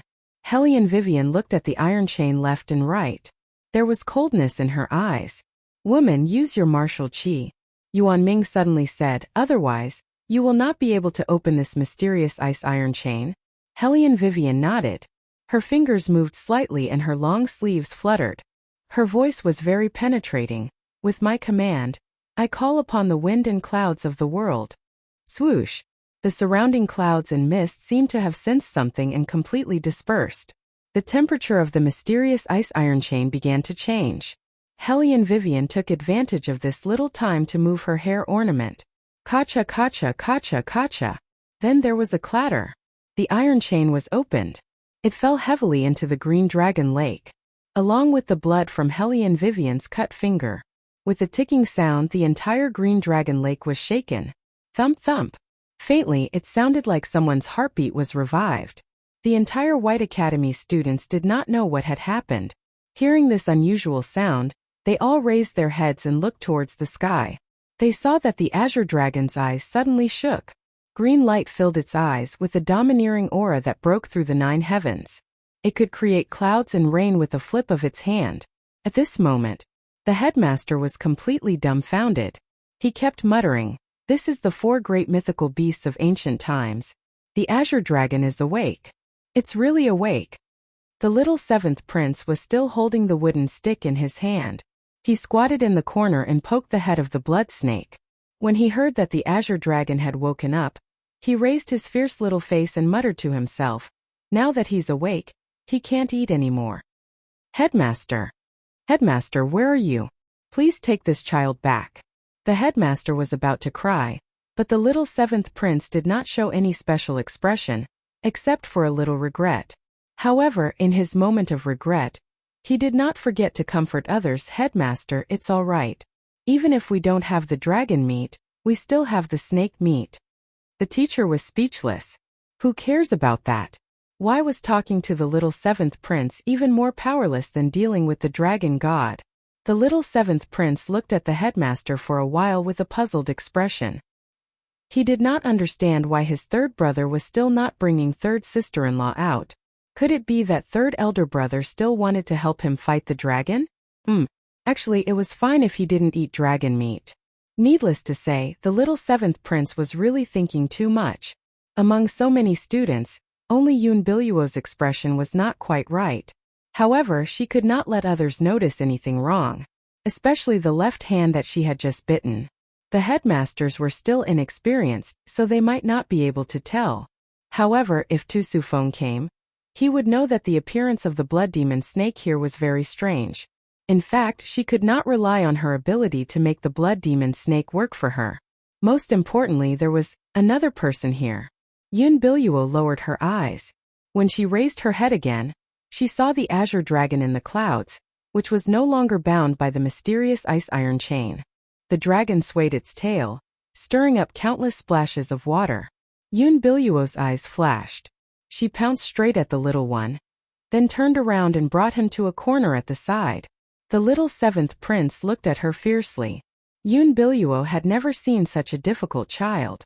However, she had expected that since he was the prince's younger brother, he would definitely be smarter than the usual children. She leaned on the side weakly and asked the little one with a faint smile, "Are you hurt anywhere?"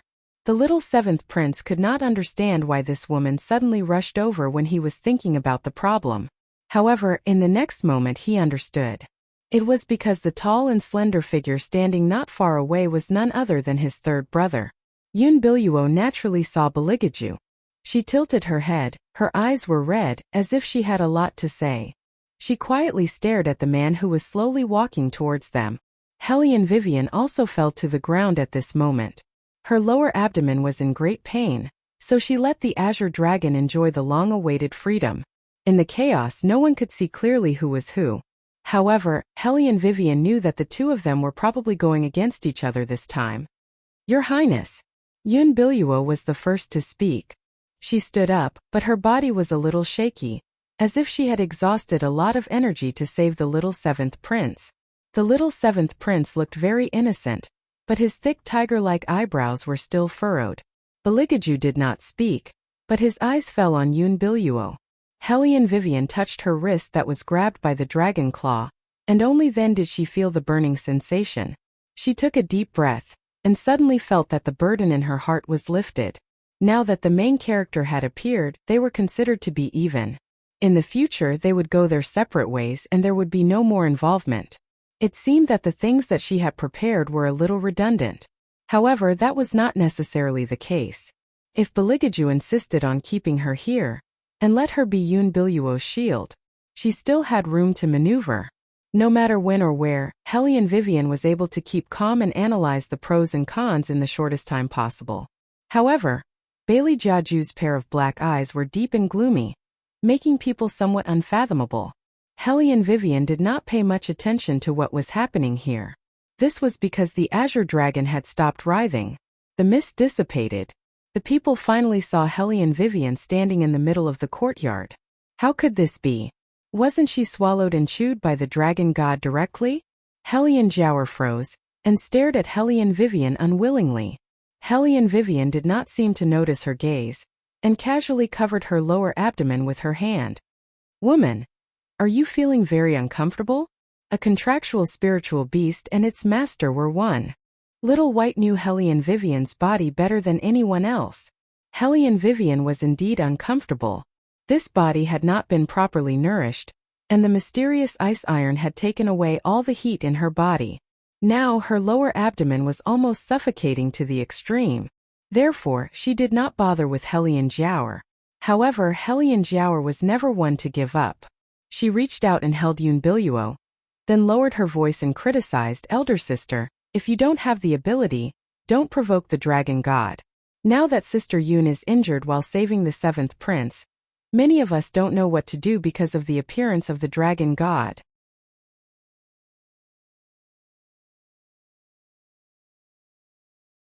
Chapter 324. That's right, that's right. Now that the dragon god is out, the whole White Academy will be drowned if this continues. People were talking one after another. Yun Biluo shook her head gently, her voice was hoarse. This kind of situation is inevitable, as long as there are no casualties. In the end, she still believed that Hellion Vivian was unable to tame the dragon god. This was because Yun Biluo did not know that Hellion Vivian had already unlocked the mysterious ice iron chain. Otherwise, why would the green dragon not submit to her? Therefore, Yun Biluo's first reaction was that Hellion Vivian was interrupted by the blood serpent demon when she was unlocking the chains, resulting in the current situation. The Hellion Jiaoer stood beside Yun Biluo and asked, "What about Sister Yun's injury?" Yun Biluo lowered her eyes and looked at the little one tenderly. She shook her head gently, as if she was saying that as long as the seventh prince was fine, she would do anything. In comparison, the Hellion Vivian who got into trouble was superfluous. This made the little bald head very upset. He didn't say another word and ferociously kicked Hellion Jiaoer. The strength of that kick was extremely strong. It made the Hellion Jiaoer kneel on the ground in an instant. "Who do you think you are? How dare you talk bad about my third sister-in-law?" Everyone in the White Academy knew that although their little senior brother looked cute usually, he was very fierce. Once he was angry, he would talk with his fists. There was no room for discussion. Hellion Jiaoer was kicked into a daze. Following that, a pair of beautiful eyes brimmed with tears. That appearance appeared to be extremely aggrieved. "Seventh Prince, did you misunderstand what I just said?" What misunderstanding?" The little one sneered. At such a young age, he had a presence that was hard to ignore. "The one who saved me was third sister-in-law. When the dragon came out just now, none of you dared to come over. If it wasn't for third sister-in-law, I would have been killed by its claws. What does it have to do with this woman?" As he spoke, the little one pointed at Yun Biluo. Yun Biluo was extremely tired, as if she was thinking for the little one. "I'm just worried that Miss Weiwei won't be able to control the green dragon, and will hurt the seventh prince." Unable to control it? Hellion Vivian smiled faintly. She covered her lower abdomen with one hand and slowly opened her other hand, as if she was preparing something. Her thin lips slightly opened, bringing out a burst of evil charm. "Azure Dragon, come back." It was just a few words, but it made Yun Biluo's face lose all color. That was because the Azure Dragon flying above the clouds had landed behind Hellion Vivian at a speed visible to the naked eye. That arrogant and cold expression made everyone open their mouths wide in disbelief. God, the Dragon God really listened to Hellion Vivian. The teacher could not be any more foolish. He had heard countless versions of the legend of the Dragon God when he was still a student in the academy. Later on, he became a teacher in the academy and had a thorough understanding of the Dragon God. It would never submit to humans. Even the eminent monks who came looking for it could not subdue it. But today, it actually listened to the command of a little girl. The teacher hurriedly pushed up the glasses hanging on his face, wanting to take a closer look. Hellion Weiwei stood calmly in front of the green dragon. Her green robe fluttered in the wind. Behind her the clouds rose endlessly, faintly discernible. From that moment on, no one dared to laugh at her. Summoning the Dragon God. Such a shocking move was something that would not happen even once in 1,000 years. Hellion Vivian, how did this person do it? She broke through their understanding again and again. Genius. She was a real genius, wasn't she? The students from the fine compound and the inferior compound were all amazed. Those from the superior compound were always unconvinced. At this moment, they could not wait to find a hole to bury themselves in. Originally, they thought that with Yun Biluo's participation, Hellion Vivian would definitely be defeated. This was because they were unhappy with the person who became the princess consort in the end. She was someone who did not have the looks and talent. Moreover, Yun Biluo was indeed very powerful. Not only because of her background but also because of her own ability. She was better than Hellion Vivian in every aspect. However, they did not expect Hellion Vivian to be able to summon and tame the Dragon God. Such an outcome was like a direct slap to their faces. Weiwei raised her eyes and slowly swept her gaze over those few aristocratic young ladies who liked to form cliques and cliques. In the end, her gaze fell on Hellion Jiaoer's body. She lifted her foot and stepped on her hand. The evil aura at the corners of her mouth was still as before. "Younger sister, do you have anything else to say?" Hellion Jiaoer was in so much pain that she wrinkled her eyebrows. She had never been in such a difficult situation before. Hellion Weiwei looked at her calmly and said in an indifferent tone, "A concubine's daughter without any title dares to speak disrespectfully to the princess consort. Younger sister, who gave you the courage to do so?" With this sentence, the ladies from the aristocratic families who wanted to speak up for Hellion Jiaoer shut their mouths abruptly. They did not expect that one day, they would be suppressed by someone using their status. However, as long as Helly and Vivian said this, they could forget about moving. If they moved, they would be openly challenging the Emperor's authority. The few of them glanced at each other, and all of them shrank back. However, Wei Wei didn't intend to let them off. The light in her eyes turned cold. Her smile contained a murderous aura. And you guys, who gave you the guts to ignore the Academy's rules and bully whoever you want? What I hate the most is school violence. Several people ganging up to bully one person. You guys are really shameless. Helly and Vivian, Before that person could finish speaking. Then Helly and Wei Wei gave him a tight slap. That person was not convinced and wanted to speak again. The Azure Dragon narrowed her eyes with an ominous glint. It made the ladies from the aristocratic families, who were used to running amok, completely weak in the legs. Good hit. There were already people from the good compound who were cheering. White Academy said that it was fair. However, there was no such thing as absolute fairness. Although this place was better than the capital. However, they did not dare to provoke those from the superior compound. Under normal circumstances, they would try their best to listen to them. However, as long as those people did not see eye to eye, they would immediately isolate that person. They even secretly pushed the students from other academies here and there, just because they thought that the other party was not obedient enough. Under such circumstances, the teacher should have stopped them. After all, those who were beaten were from powerful families and could not be provoked. However, when these students cheered, he did not know how to deal with them. Yun Biluo looked at this scene and felt that her face was slapped. Full of grievances, she bit her thin lips and looked at Beligaju.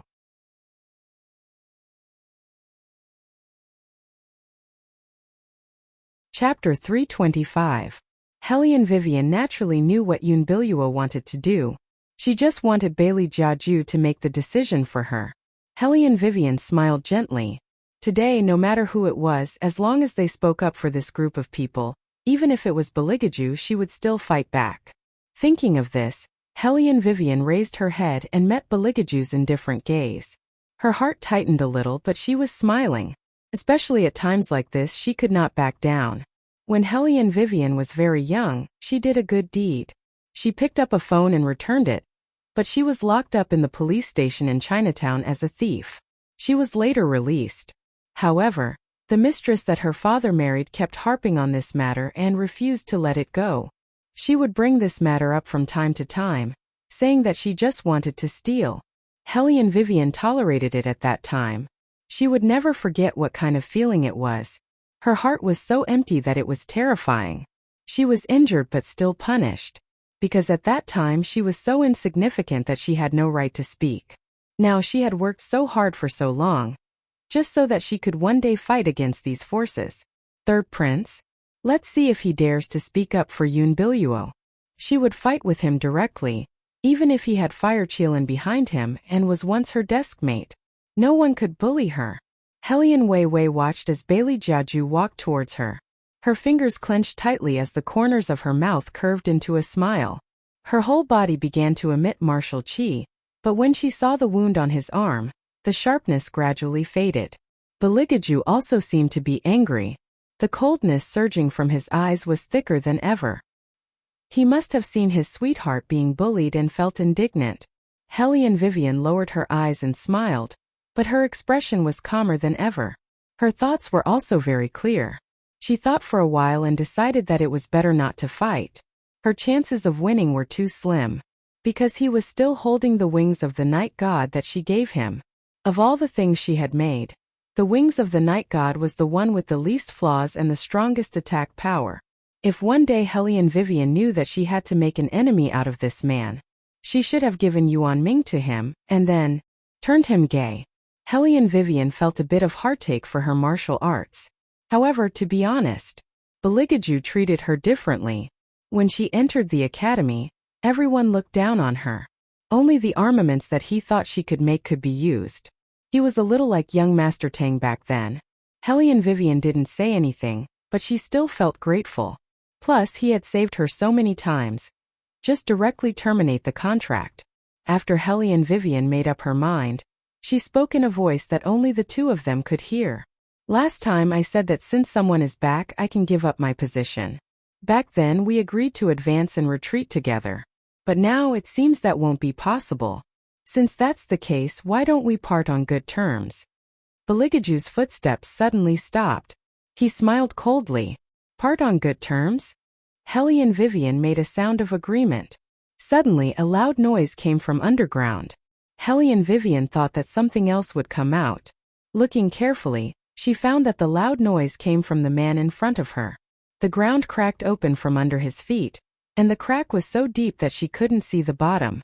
And he just stood there with a smile that wasn't a smile. One hand was in his pocket, and the other was hanging by his side. Apart from the curve of his thin lips, even his eyes couldn't be seen. Everything was covered by his black hair. His smile was very light and very elegant. It seemed to match his usual indifferent attitude. It was just that the fingers hidden under the black gloves were a little white. The surrounding black fog suddenly thickened by a layer. A loud crash sounded. Countless bats flew up from the dense forest. It was like a sign of zombies coming back to life. It was a little scary. Helly and Vivian only heard the wind whistling in her ears. The surrounding trees swayed crazily, and even the ground seemed to be shaking. Beligaju didn't seem to notice this. His Adam's apple moved back and forth twice. He was so cold and distant that almost no one dared to approach him. In this world, there were very few people or things that could cause his emotions to fluctuate. But today she made him a little angry. He had always tolerated her. He had raised so many prey, but he had never been so patient with any prey. But she had always wanted to leave. If it was in the past, such prey would definitely be abandoned by him. But, damn it, his heart actually softened. How ridiculous! Beligaju curved his thin lips. No, he wasn't soft-hearted. How could he be soft-hearted? But why did his chest feel so empty? It was like there was a hole that couldn't be found. He hadn't hunted for so long that he even forgot the rules of hunting. How could a hunter be controlled by a prey? Haha. Beligaju laughed in a low voice. A demonic red light appeared in his eyes. A cool breeze blew quietly. He was still standing at the same spot. His posture was elegant, his back was straight, and his head was never lowered. His fingers with black gloves moved slightly. Violent winds and torrential rain swept over. Gradually, the wetness stained his body. Yun Biluo saw this and paused. She took the umbrella from the maid and wanted to go over. Before she could get close to Beligaju, she was pinned to the spot by the man's cold gaze. That gaze was very similar to the time when he massacred the palace. Yun Biluo's heart trembled. She bit her thin lips hard, as if she had made up her mind. She called out softly, "Your Highness." Except for Helly and Vivian, no one heard what Yun Biluo said. After all, the wind and rain were too loud, which blocked the hearing. Moreover, Yun Biluo's voice was soft. She lowered her eyes and said in a low voice, "I know you still blame me for what happened back then. Miss Weiwei." As she spoke, Yun Biluo glanced at Helly and Vivian. She wanted to say something but stopped. Helly and Vivian looked indifferent, especially when her lower abdomen was still hurting. She wanted to solve the matter quickly. Therefore, she didn't want to pay attention to Yun Biluo's usual tricks. No matter what she said, she would let Beligaju handle it. Yun Biluo didn't expect Helly and Vivian to be so calm. But it didn't matter. What she wanted to do was to explain what happened back then, and get His Highness forgiveness. Thinking of this, Yun Biluo took another step forward. However, before she could speak, she was smashed to the ground by a cold word. He said, "Get lost." Who was he talking about? Helly and Vivian? The corners of Yun Biluo's lips curled up. Sure enough, no matter when, she treated him differently.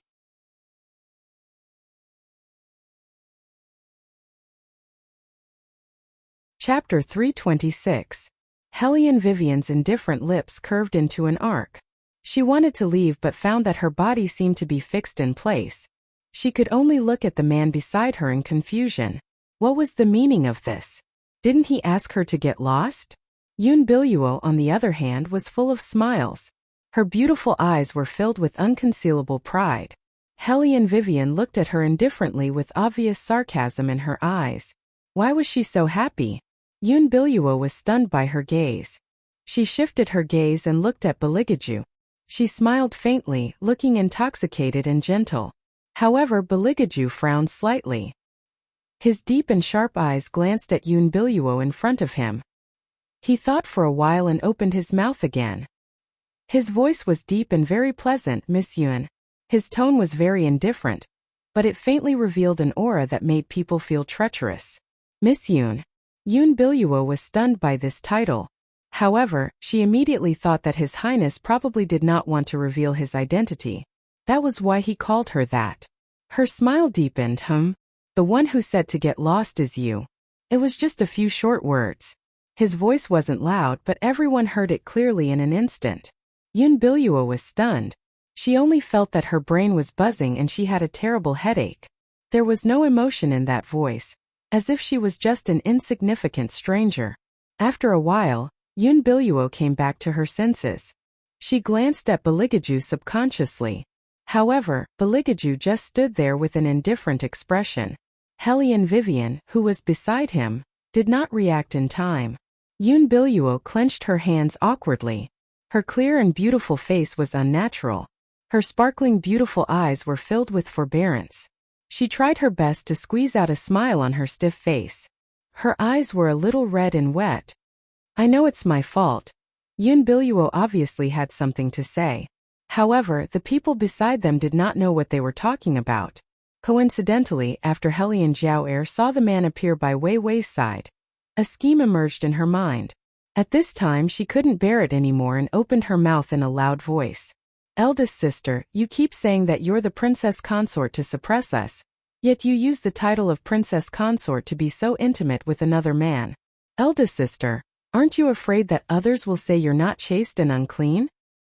When Yun Biluo heard this, she could not wait to turn around and slap Hellion Jiao'er. Did she know what she was doing? She was simply ruining her plan. However, Hellion Wei Wei did not give her the chance. She glanced at Bailey Jiaju with interest and said in a light tone, "Am I unchaste?" Big sister, everyone in the academy knows about what happened between you and this young master. Hellion Jiao'er felt that if she did not show her trump card, she would completely lose the chance to defeat Hellion Vivian. She decided to be ruthless. This young master's money was given by you, right? You two are not related to each other. Why are you so nice to him? She would like to see what this bitch could say this time. Hellion Jiao'er's purpose was obvious. A few ladies who were bullied by the side laughed. Princess Consort, you're really unworthy of the title of Princess Consort. A good academy has been messed up by some people.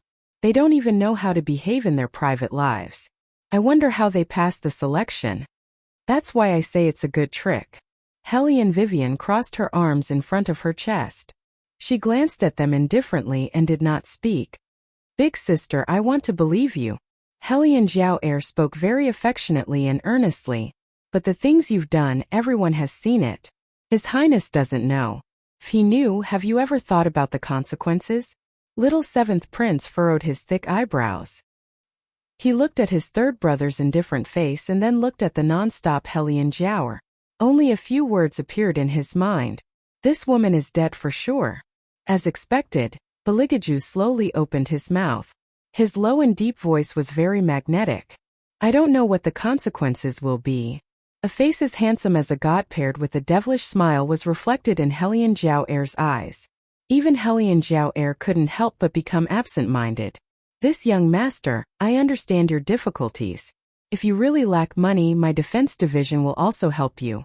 But you need to know that the one you're on good terms with is a married woman. Oh.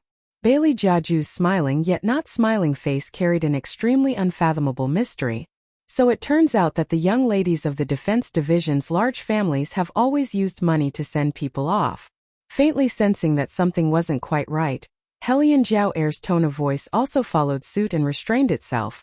I'm only afraid that you'll be led astray. If young master thinks this way, then there's absolutely no need to continue discussing. I only hope that young master won't regret the words he's said now. After all, our defense division also has dignity. Using your status to suppress me? Beligaju's thin lips curled up. Then, he glanced at the little person not far away. The little person walked over with the snake's head. Then, he raised his head. Third brother.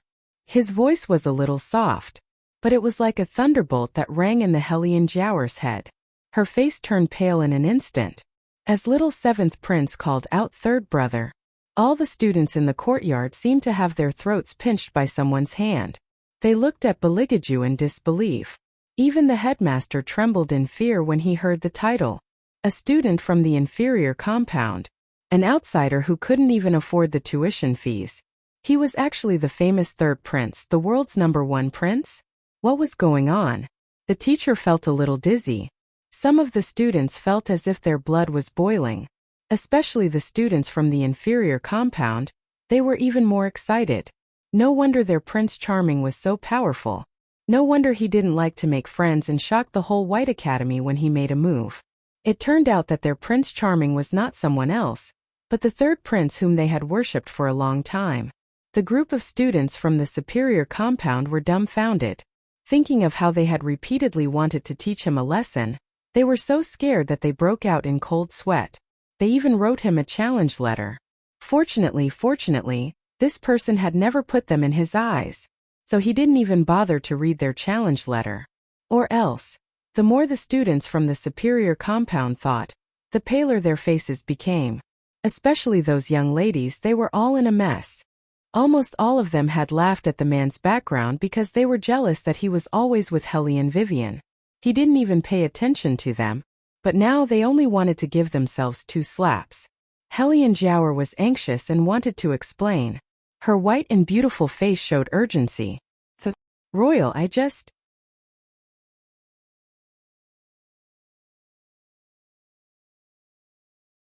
Chapter 327. You want to use your identity to oppress me. I heard it very clearly. Beligaju's cold tone carried an irresistible aura. Besides, who are you calling unchaste? When the man said this, he raised his long and narrow eyes with a chill. This made Hellion Jiaoer's entire body stiffen. She had never seen third prince's appearance after he grew up. When she was in the palace, she only saw his back and was doomed eternally. Now she finally saw his real face. Hellion Jiaoer did not even dare to look at him. She kept glancing at Yun Biluo, who was standing beside her, hoping that she would plead for her. Mother said that if it was Yun Biluo who said it, the royal would definitely listen. Hellion Jiaoer, who thought that she held the death exemption card, did not know that Beligaju had just asked Yun Biluo to get lost. Murong Chongfeng, who came from afar, saw this scene and the corner of his mouth faintly curled up. Although this sudden revelation of his identity caught him off guard, he was still a little unprepared. But this way it was not completely without benefits. Father arranged for Yun Biluo to enter the White Academy so that she could meet Beligaju earlier. He thought that if he sent the news to the palace, the retired emperor might find out soon. Now he did not have to worry. Who would have thought that Beligaju was in the White Academy? This was for the best. It could also make Hellion Weiwei realize that to that man, she was just a chess piece that could be thrown away at any time. I'm asking you a question, why do you keep looking at others? Beligaju's voice sounded again. Hellion Jiaoer braced herself and said, I didn't understand the situation and misunderstood Big Sister. I just thought that Your Highness and Sister Yun must have something to talk about after not seeing each other for so many years. Didn't Big Sister tell Your Highness about Sister Yun's return? Big Sister has seen Sister Yun several times. Hellion Jiaoer thought that if she changed the topic, she would be able to escape this disaster. Beligaju did not let her down. He glanced at the shadow guard with a faint smile. For some reason, the shadow guard felt a chill down his spine when he saw that glance. Beligaju seemed to be absent-minded as he asked Hellion Vivian, Have you met before? Yes. Hellion Vivian felt that there was no need to hide this, but she could not figure out what Beligaju was thinking. Hellion Jiaoer looked at this scene, the light in her eyes turned slightly, and she added, It's probably because eldest sister felt that if His Highness knew that Sister Yun had returned, he would be distracted, so she didn't tell His Highness. Otherwise, she wouldn't have competed with Sister Yun in the tea house last time. Beligaju turned his face and revealed an evil smile. You even competed with her. It seems like she came to the White Academy a long time ago. Sister Yun did come a long time ago. Hellion Jiaoer felt that the earlier she said it, the more scheming Hellion Vivian seemed. Yun Biluo listened to their conversation and was more certain that His Highness asked her to leave because he was still brooding over the past. In fact, he was very concerned about when she came back. Otherwise, he would not have said so much to Hellion Jiaoer. Yun Biluo could not help but feel wronged when she thought about what happened just now. She looked at Beligaju with tears in her eyes. Everyone said that the royal family was the most patient with Yun Biluo, especially when she cried. However, no one had verified it. In fact, Beligaju's eyes were gradually showing a thin layer of hostility. His slender fingers played with the pinky ring on his palm and he said in a low voice, "No one informed me that you've been here for so long. I missed the opportunity to listen to your song." Yun Biluo heard this and her face softened. She smiled through her tears. "Now that I'm back, I can play it for you any time." "Really?" Beligaju looked up and smiled suddenly.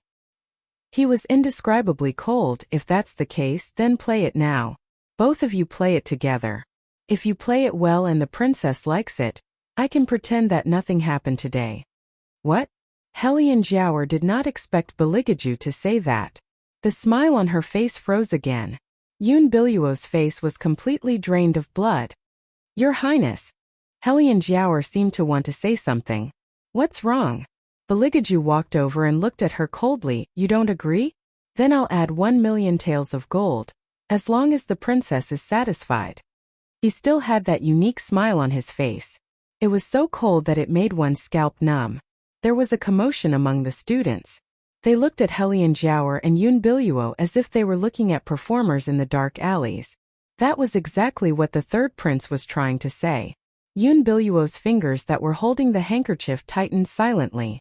Her pale face seemed to have exhausted all her strength.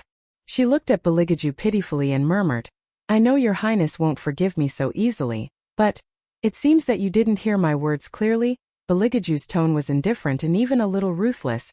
"Are you going to play or not?" Upon hearing that, Yun Biluo's face turned even paler. Others might not know about Beligaju's tricks, but she had been by his side for so many years. How could she not know that he had 100 ways to make people wish they were dead? No matter how holy and noble he looked on the surface, he was colder than anyone else in his bones. "Since you don't want to play, then forget it." Bailey Jiaju's voice was neither fast nor slow, but also seemed to carry a smile. The defense division's marriage should also be arranged. As for the other people, who said anything bad about the princess consort, properly slapped their own mouths. As he spoke, he unbuttoned his collar with an evil smile. There was a murderous intent at the corner of his eyes. He tilted his body slightly. "Or would you prefer me to do it myself?" Who dared to ask the third prince to do it himself? Just this one sentence was enough to make everyone's face turn pale. Those ladies from aristocratic families did not dare to do it anymore. They could only reach out their hands and slap their faces, because they knew very well that if they did not do as they were told, it was very likely that she would end up in the same state as Hellion Jiaoer, marrying a eunuch that was simply more painful than death. Wasn't it said that the royal family was marrying Hellion Vivian just to appease the retired emperor? But now it seemed that, how could there be such a reason? They only felt that they had been cheated. They regretted it so much that their intestines turned green. However, there was no medicine for regret in this world. So they could only clench their teeth and slap their own mouths. "Your Highness, listen to me." Hellion Jiaoer was even more flustered. She wanted to grab Beligaju's sleeve. However, Bailey Jiaju did not even look at her. He turned to the little seventh prince and instructed, "Send her back to the general's residence. Just say that I said so. The general's residence has delayed the wedding. Are they trying to defy the imperial edict?"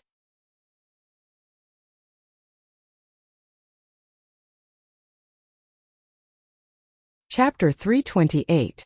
Upon hearing that, Hellion Jiaoer was completely paralyzed on the ground. She had never thought that it would end up like this.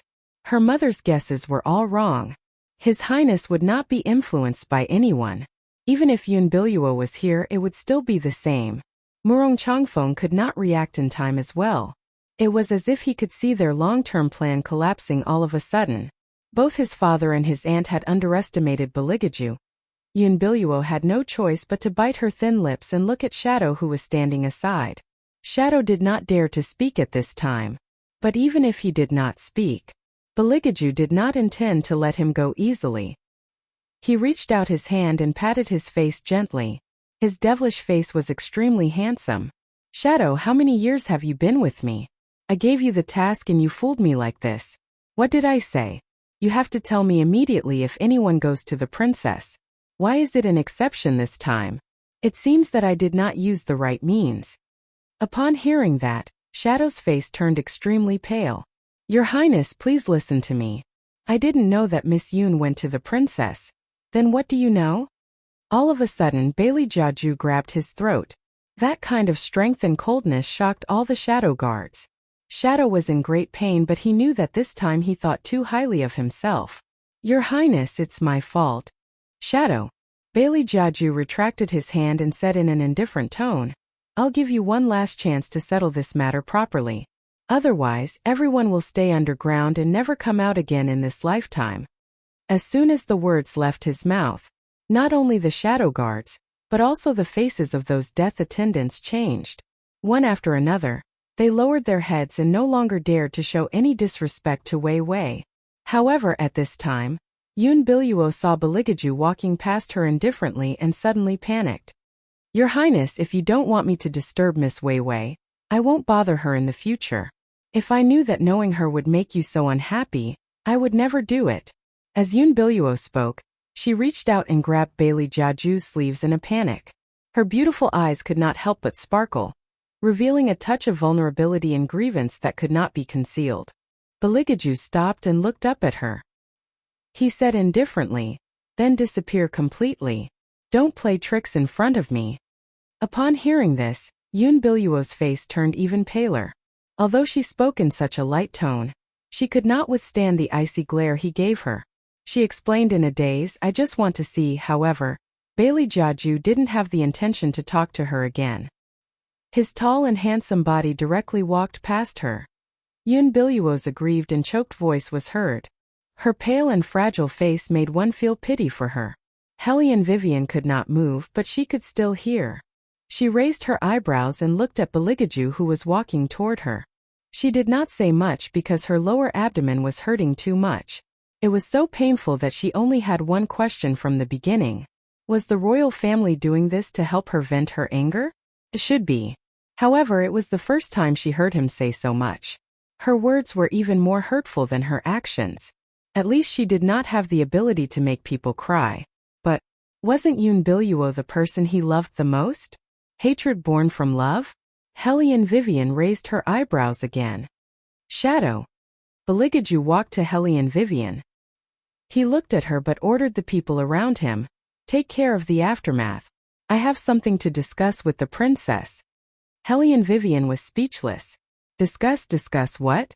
You had the guts to part peacefully with me, but now you don't have the guts to look at me?"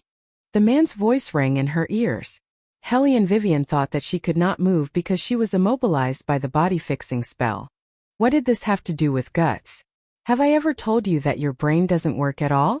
Bailey Jiaju's voice was filled with cold ridicule. Hellion Wei Wei faintly hummed in agreement. This person always attacked her IQ and said it more than once. When other people come knocking on your door to steal your man, where did your toughness go? Bailey Jiaju's graceful and luxurious voice sounded a little strange at this time. Her man? Aren't you known as the arrogant playboy who can defeat anyone in the world? Baligaju reached out and lifted her chin. Hellion Vivian felt that it was time for her to hold her head high. She said calmly, "That was sealed." Hellion Vivian felt that Baligaju's eyes were colder after she finished speaking. She thought for a while and added, "Actually, I am like that. Of course, I can't let others steal my things. So I returned them. Miss Yoon didn't get any advantage from me. Anyway, she knew how to be lenient if she was honest." Unexpectedly, Bailey Jiaju did not get angry but laughed instead. Then he added, "Next time just reveal your identity. Remember, you're the one who's going to be the third princess consort, not anyone here." As he said, he glanced at the crowd. Just a moment ago, everyone had witnessed the legendary third prince's methods. At this moment, no one dared to show their face. Aning stayed behind to deal with the aftermath. Everyone was behaving abnormally. Qingzhan stood at the side. She felt that there was nothing but surprise in her heart. This was the first time that she saw His Highness speaking for someone in public. Moreover, it seemed that he was here to help the princess consort. In any case, the students had completely settled down. The masters from each courtyard wanted to meet Beligaju alone. All of them were rejected by Shadow with an excuse. His Highness likes to be quiet. Just carry out the test as usual. Only then did the people remember that there was still the test to summon the mythical beast. But there was no doubt that Hellion Vivian, who summoned the dragon god, was the absolute winner. The dragon god was hovering above the inferior compound. There was a deep meaning in its eyes. It didn't know why, but it felt that the man in the house was strangely familiar to it. It was very concerned about this sense of familiarity, however. It knew that if it continued to hover, it would bring inconvenience to Hellion Vivian. So, it decided to go to the bottom of the lake first and wait until there were fewer people. After being restrained for so long, it also needed to recover its magical power. In the room, Hellion Vivian was holding the quilt with sweat on her forehead. She looked up at Beligaju, who trapped her in the corner. She didn't understand what he meant. Tell me, why do you want to terminate the contract? Beligaju's voice was very calm. There was a hint of sarcasm in his cold tone. You should have a reason to leave me.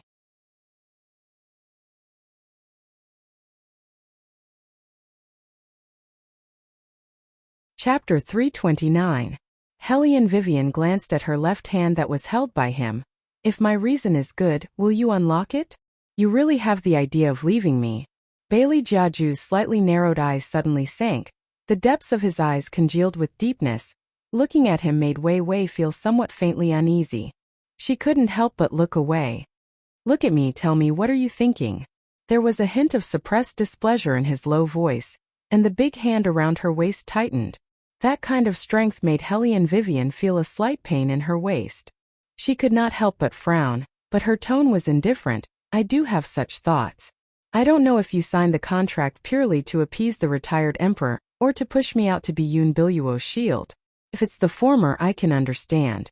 But if it's the latter, I have to consider my own future and give myself a way out. You're not a shield. Beligaju lowered his head and looked into her dark eyes. There were some complicated emotions, but he did not hide it. You're a prey that I'm very interested in. Hellion Vivian rubbed her lower abdomen with a headache. Yes, I know. He locked her up for no reason. If she was not a prey, then what was she? Moreover, from the way he treated her from the beginning, it was obvious that he was hunting, and he would use any means necessary. Does my prey need to be someone's shield? Beligaju's voice was very slow. That kind of noble demeanor made Hellion Vivian speechless. However, at that moment Hellion Vivian caught some information. Her eyes were fixed on Beligaju. Your Highness, how many prey have you had? 2. Beligaju felt that she was simply changing the topic. When he answered, his long eyebrows were knitted together. Hellion Vivian's dark eyes were complicated. One is me? The other is Fire Qilin? Yes. Beligaju raised his thin lips with a faint smile. Do you want me to punish you immediately by talking about this? Hellion Vivian continued to look at him, until Beligaju pursed his thin lips into a straight line. She asked again, what about Yun Biluo? Why don't you treat her as your prey? Do you think anyone can be this lord's prey?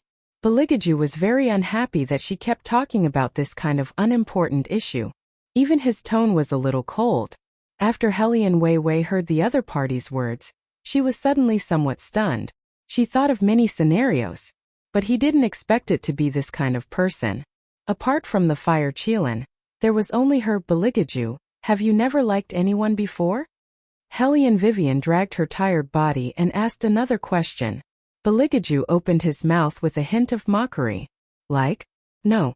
No wonder your EQ is so low. Hellion Vivian let out a long sigh. She always felt that she had vaguely touched on some unknown secret. It was very possible. His Highness treated her a little differently, although it was narcissistic to think so. But she could only understand it this way. Hellion Vivian had been involved in a case before. The serial killer had such a mentality. He would treat whoever he liked as his prey. Of course, she didn't mean that Beligaju had the tendency to be a serial killer. No, thinking about it carefully, he did have it.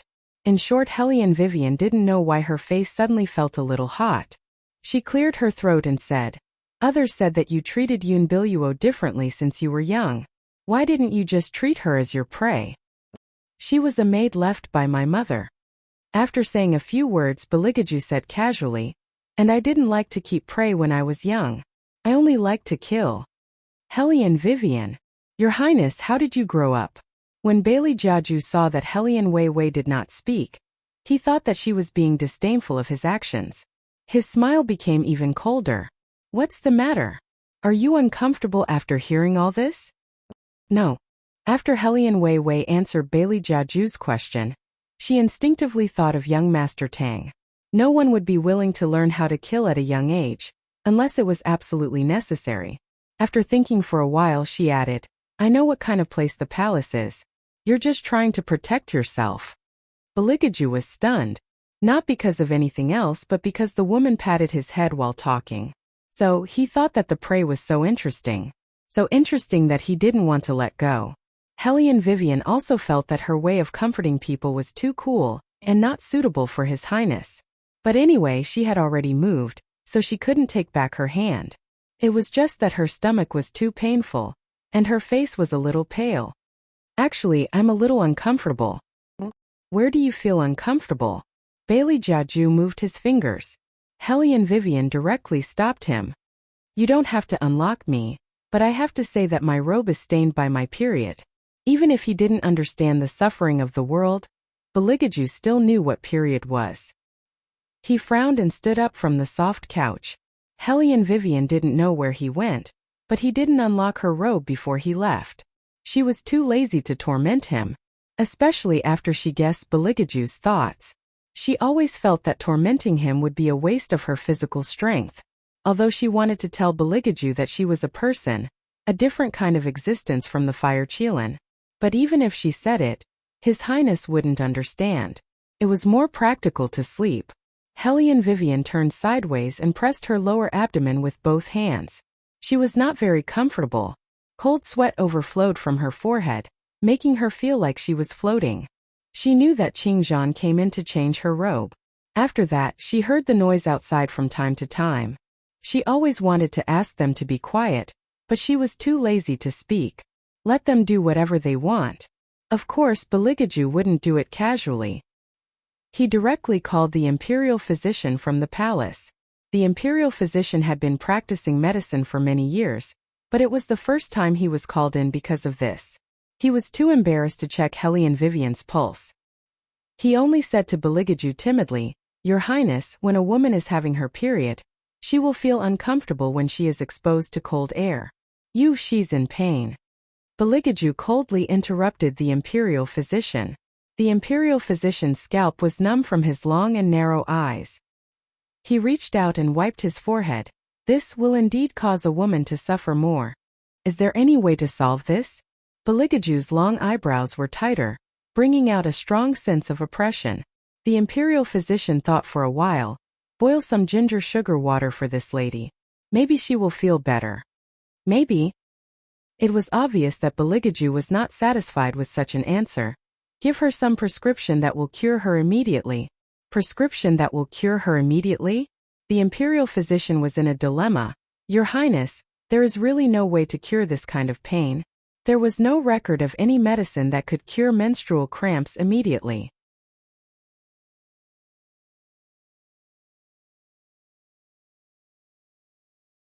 Chapter 330. Beligaju looked at the imperial physician who was standing next to him without moving. In the end, he only threw 2 words at him: quack, quack, quack. He had been practicing medicine for more than 10 years. When he was by the Emperor Emeritus' side, he had won a lot of prestige. Now he was being called a quack because of menstrual cramps. The imperial physician felt very wronged and began to look up at the ceiling with tears streaming down his face. Beligaju lowered his eyes and no one knew what he was thinking. In the end, he frowned and began to order the imperial physician, You go and buy some ginger. The imperial physician exclaimed in surprise. Beligaju raised his eyebrows. Don't you want to drink ginger sugar water? The imperial physician was irritated by the way he looked at him, as if he was looking at an idiot. Since he thought that he was a quack, why did he still use his method? Although he was shouting, the imperial physician still bought what he needed to buy. He resigned himself to his fate and boiled the sugar water. Beligaju sat next to the soft bed and seemed to have thought of something. He threw the outer garment he wore today to Aning. Burn it? Yes. Now, Aning did not dare to ask why. Even if this outer garment was newly made today and the fabric was the most expensive silk from Suzhou, since His Highness found it dirty, he could only take it and burn it. Hellion Vivian was still sleeping. Her slightly wet black hair hid her small face. She looked like a trapped little beast. Even her claws were soft. Beligaju originally thought that he would like to see her like this. After all, this was the only way she could be peaceful. Now he felt that it was an eyesore. His fingers held her wrist and softly drooped down. For some reason he felt that it was not pleasing to the eye. When the imperial physician arrived, he saw this scene and was hesitating whether to bring the sugar water over. Bailey Jiaju opened his mouth. His clear and cold voice carried his usual command. Put the bowl there. Yes. The imperial physician knew that at this time, he would not be tactful if he stayed. After putting the bowl down, he lowered his head and walked out. Beligaju picked up the porcelain bowl. Without thinking, he drank a mouthful of the sweet water. Then, he leaned over and pressed his thin lips against her pale lips, passing the sweet water to her. Qingzhan was still serving by the side. When she saw this scene, her hands and feet stiffened as she retreated. Hellion Vivian was in a daze, but she felt very comfortable with the strength of the big hands on her waist. Coupled with the familiar smell of sandalwood around her, she fell into a deeper sleep. Beligaju hugged Hellion Vivian in his arms. His long legs were slightly crossed, and his robe was scattered. That posture looked very handsome. No matter what, don't even think of leaving this palace. After a long time, he finally faintly said this sentence. Suddenly he hugged Hellion Weiwei tightly and absorbed her thin body temperature. His eyes, which held power over the world, carried a rare sense of desolation. Night fell bit by bit. The wind was blowing on all sides of the mountain peak, bringing with it a bone-piercing chill. At this time there was no sound in the surroundings of the defense general's residence. Except for Hellion Jiaoer's defeated cry, "Mother, what should I do? This time I have nothing. Marrying Huai and that eunuch, I'd rather die." But what could she do? It was fine if the order was given by the royal family. Since Hellion Jiaoer came back, the Huai family blocked the entrance of the defense general's residence, saying that they wanted to marry the bride. Being forced to this point, Hellion Jiaoer could only marry over to shut the mouths of the people. There was no other way. Madame Su gritted her teeth. She hated Hellion Vivian to the extreme, but she could not think of anything. Hellion Guangyao looked at this pair of mother and daughter. His eyes narrowed again and again. Originally, he didn't want to get involved in this matter, but now that he didn't, his beloved daughter would really be ruined. This was not the main reason. All along, Hellion Guangyao had hoped that Hellion Jiaoer could marry into a good family, so he took care of her since she was young. Now all of it was ruined. If he did not take action, that girl might really ride on his head. This was something that Hellion Guangyao could not tolerate. He pondered for a long time and said in a heavy tone, "Jiaoer is the reincarnation of the Phoenix girl. Whether she marries well will also affect the four great families. Madam, send someone to the sacrificial spiritual hall now, and let the elders come forward to persuade the Huai family. As long as the Huai family takes the initiative to break off the engagement, I, Hellion Guangyao, will give them satisfactory compensation." "You mean to let the Huai family break off the engagement?" Madame Su was stunned. "But in this way, won't our family's Jiaoer become a girl whose engagement is broken off?" Hellion Guangyao glanced at her. "This is the only thing we can do now. Breaking off the engagement is better than marrying into the Huai family.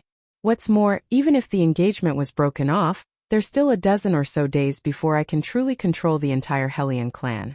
Jiao Er is my, Hellion Guangyao's, daughter, and with the support of the four great clans, who wouldn't want to marry her in the future?" Su Yanmo thought about it and immediately called someone over, carefully exhorting a few words, then said, "Old master, I really don't understand why Wei Wei is always against our Jiaoer, causing her to be so terrible every time. As her mother, I feel angry and indignant in my heart, but I can't do anything to her.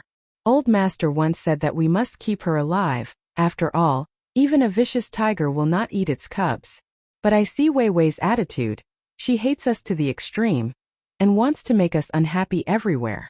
I heard from my brother, not only has Jiaoer become like this, even the Su family's business in Jiangnan has been ruined by that girl. Old master, you can't let her go like this anymore. Yes, father, you can't indulge her like this anymore. Helian Jiaoer cried pitifully. It's not enough for her to hurt third sister. She also wants to hurt me. All day long, she thinks about how badly you treat her. But she doesn't think that if it wasn't for father, she would have starved to death on the side of the road. In fact, I don't want to blame eldest sister for these things, but eldest sister is really too much of a bully. I know. Helian Guangyao raised his eyes. You've said before that the girl's body was taken over by someone else. I've always kept this matter in mind. I've also contacted someone to help me investigate. There's already news from that side. She has also entered the White Academy. As for the rest, didn't that girl want to participate in the family meeting? I have long planned. It is easy to bribe a few elders, not to mention that I am the only one who may have the military seal. Even if that girl has the support of the third prince, it is useless. You just wait and see how she will be isolated from the family meeting that day, thinking that she can rely on her fists and martial qi to get the position? Hey, I won't give her the chance. Su Yanmo heard this and laughed happily. I knew that old master has the best ideas. That little bastard wants to take back the general's residence. No way.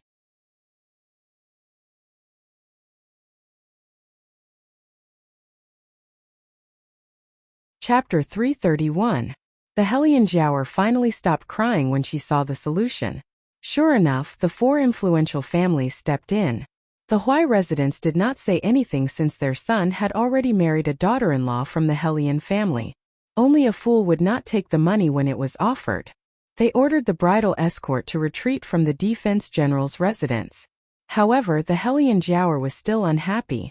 She had fallen from being the most talented girl in the capital to someone whose engagement was broken off, and her father had to give so much money to the other party. How could she take this lying down? However, mother, you have underestimated the third prince.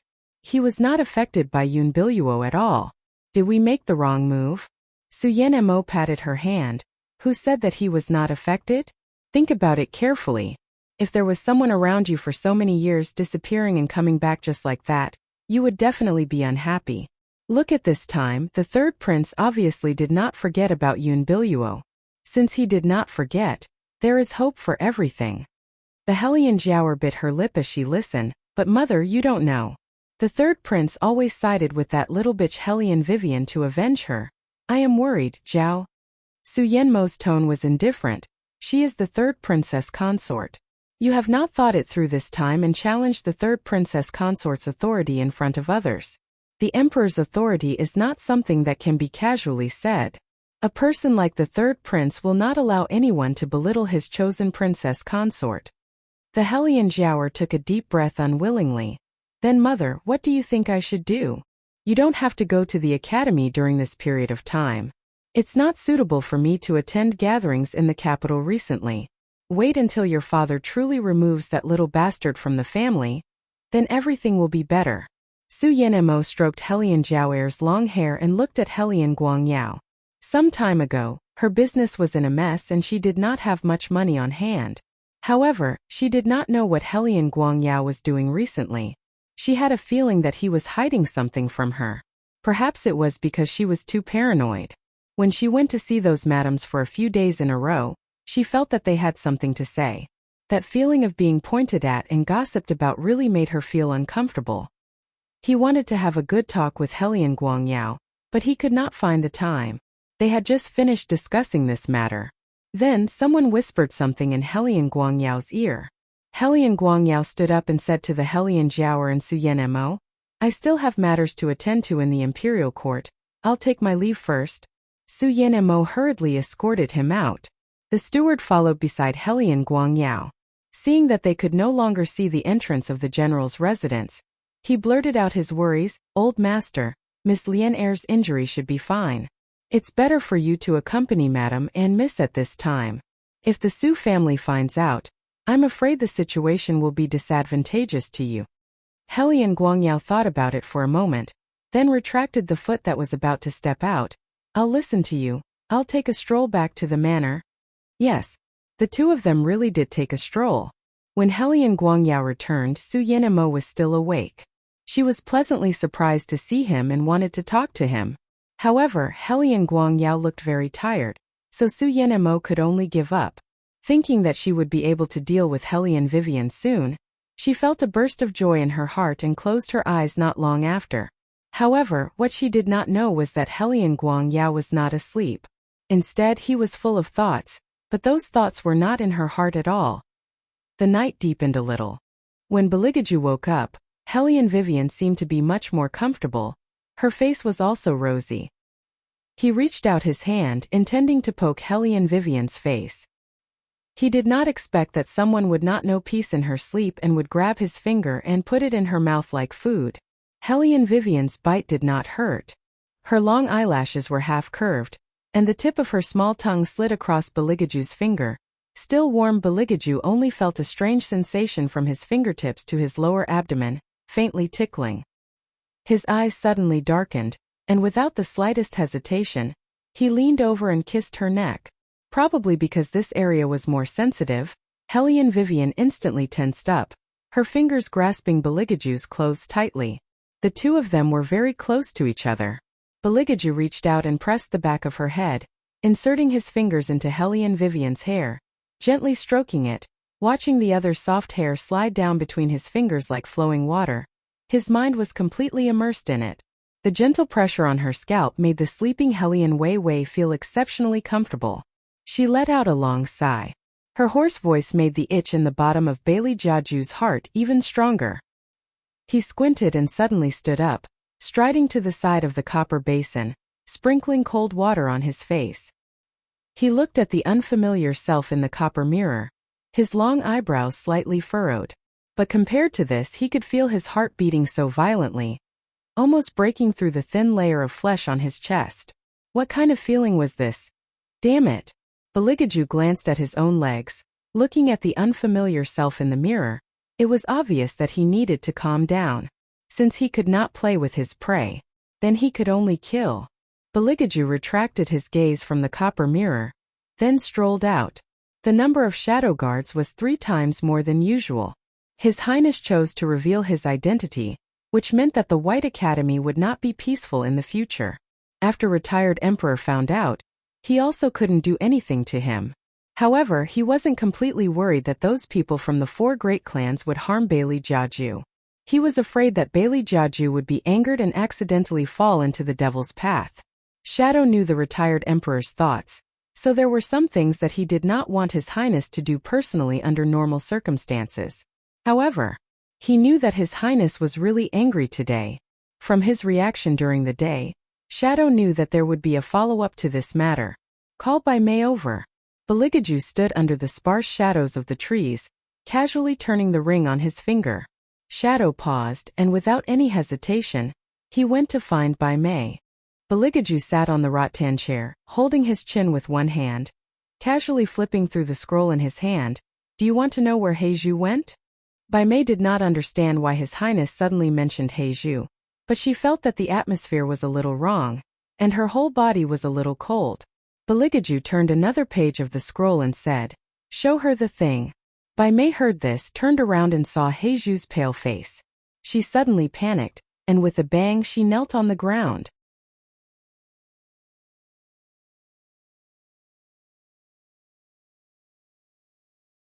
Chapter 332. Your Highness, Bai Mei wanted to explain. Bailey Jiaju coldly glanced at her and said, "You good sisters have just met. Why are you still so nervous?"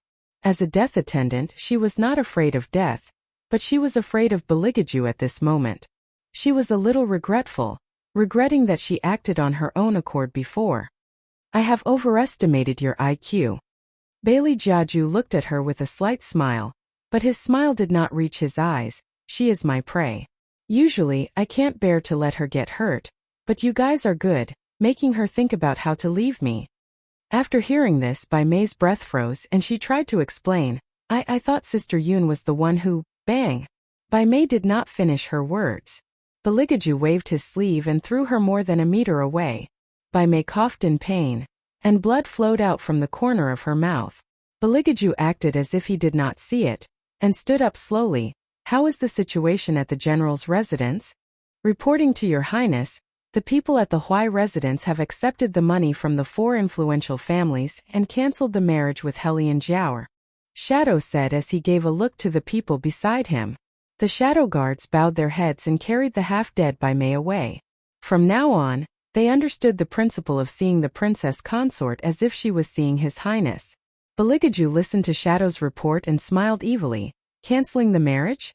The Huai residence dares to cancel the marriage that I granted? How dare they? Shadow lowered his head. Of course they have the guts. They know that master is not to be trifled with, but they still made the decision at this time. Hand over the evidence of the Huai residence's corruption over the years to the retired emperor. Since the Huai residence does not want to hold a wedding, let them hold a funeral, Baligaju said very lightly.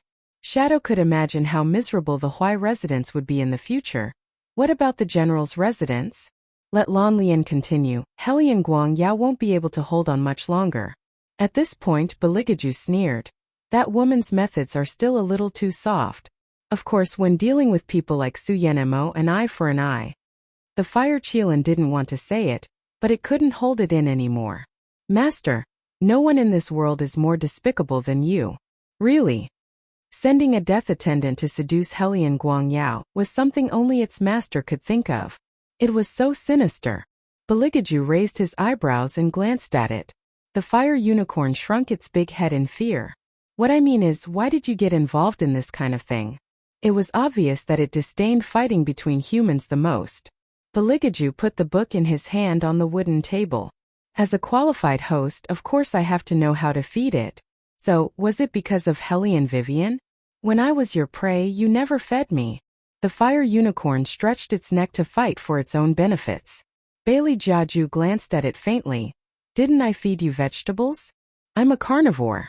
The fire unicorn couldn't help but want to roar. But Baligaju was obviously tired of it and was about to cut off the stream of consciousness. The fire unicorn hurriedly stopped him. Wait. Master, I think you should tell Miss Vivian about this. Otherwise, if you do so much and she doesn't know about it, wouldn't it be a waste? Sigh, a master who has never been in love. Even this kind of thing has to worry about it. In this world, there is absolutely no second mythical beast that is more versatile than him. Ow! Master, think about it. If Miss Vivian knows about this news, she will definitely be very touched. When a woman is touched, she will throw herself into your arms. The fire unicorn kept talking about its point of view. Usually Baligaju would have shut it up by now, but today he listened to the whole story. The fire unicorn suddenly felt that its position in its master's heart had improved a lot. It puffed up its chest and stroked its handsome fiery red fur. It couldn't be more proud.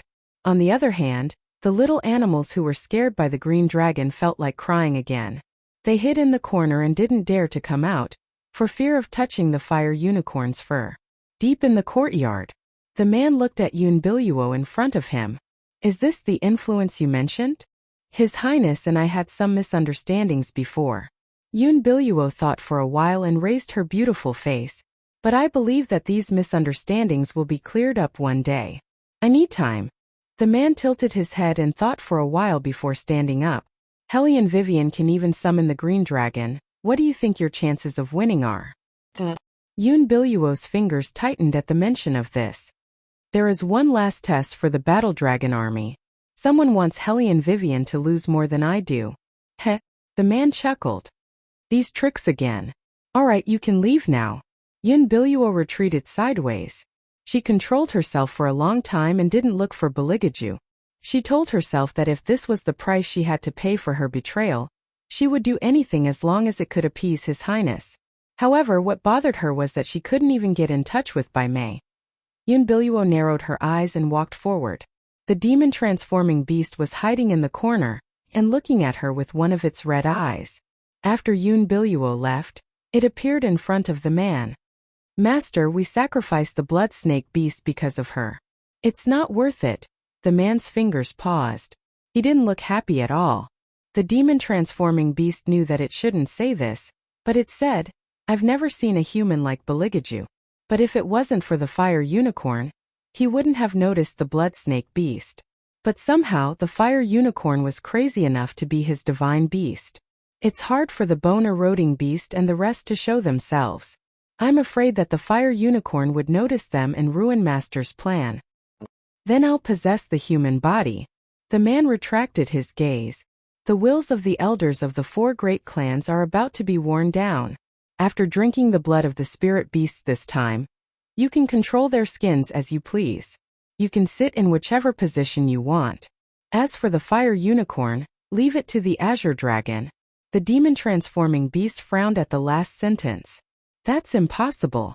Although the fire unicorn and the azure dragon were not on good terms before, they were both under the command of that man. They shouldn't fight. Hellion Vivian can summon the azure dragon, but she can't contract it. The man used a very indifferent voice to speak tirelessly. Once the mysterious ice iron chain is undone, it also means that the azure dragon's body no longer has any restrictions. The azure dragon's appearance depends on the chi around it. When the azure dragon was trapped at the bottom of the lake, it was only because the White Academy was full of auspicious chi that allowed it to maintain its nature. You're tuning in to the Li Mei's Wuxia Whispers YouTube channel.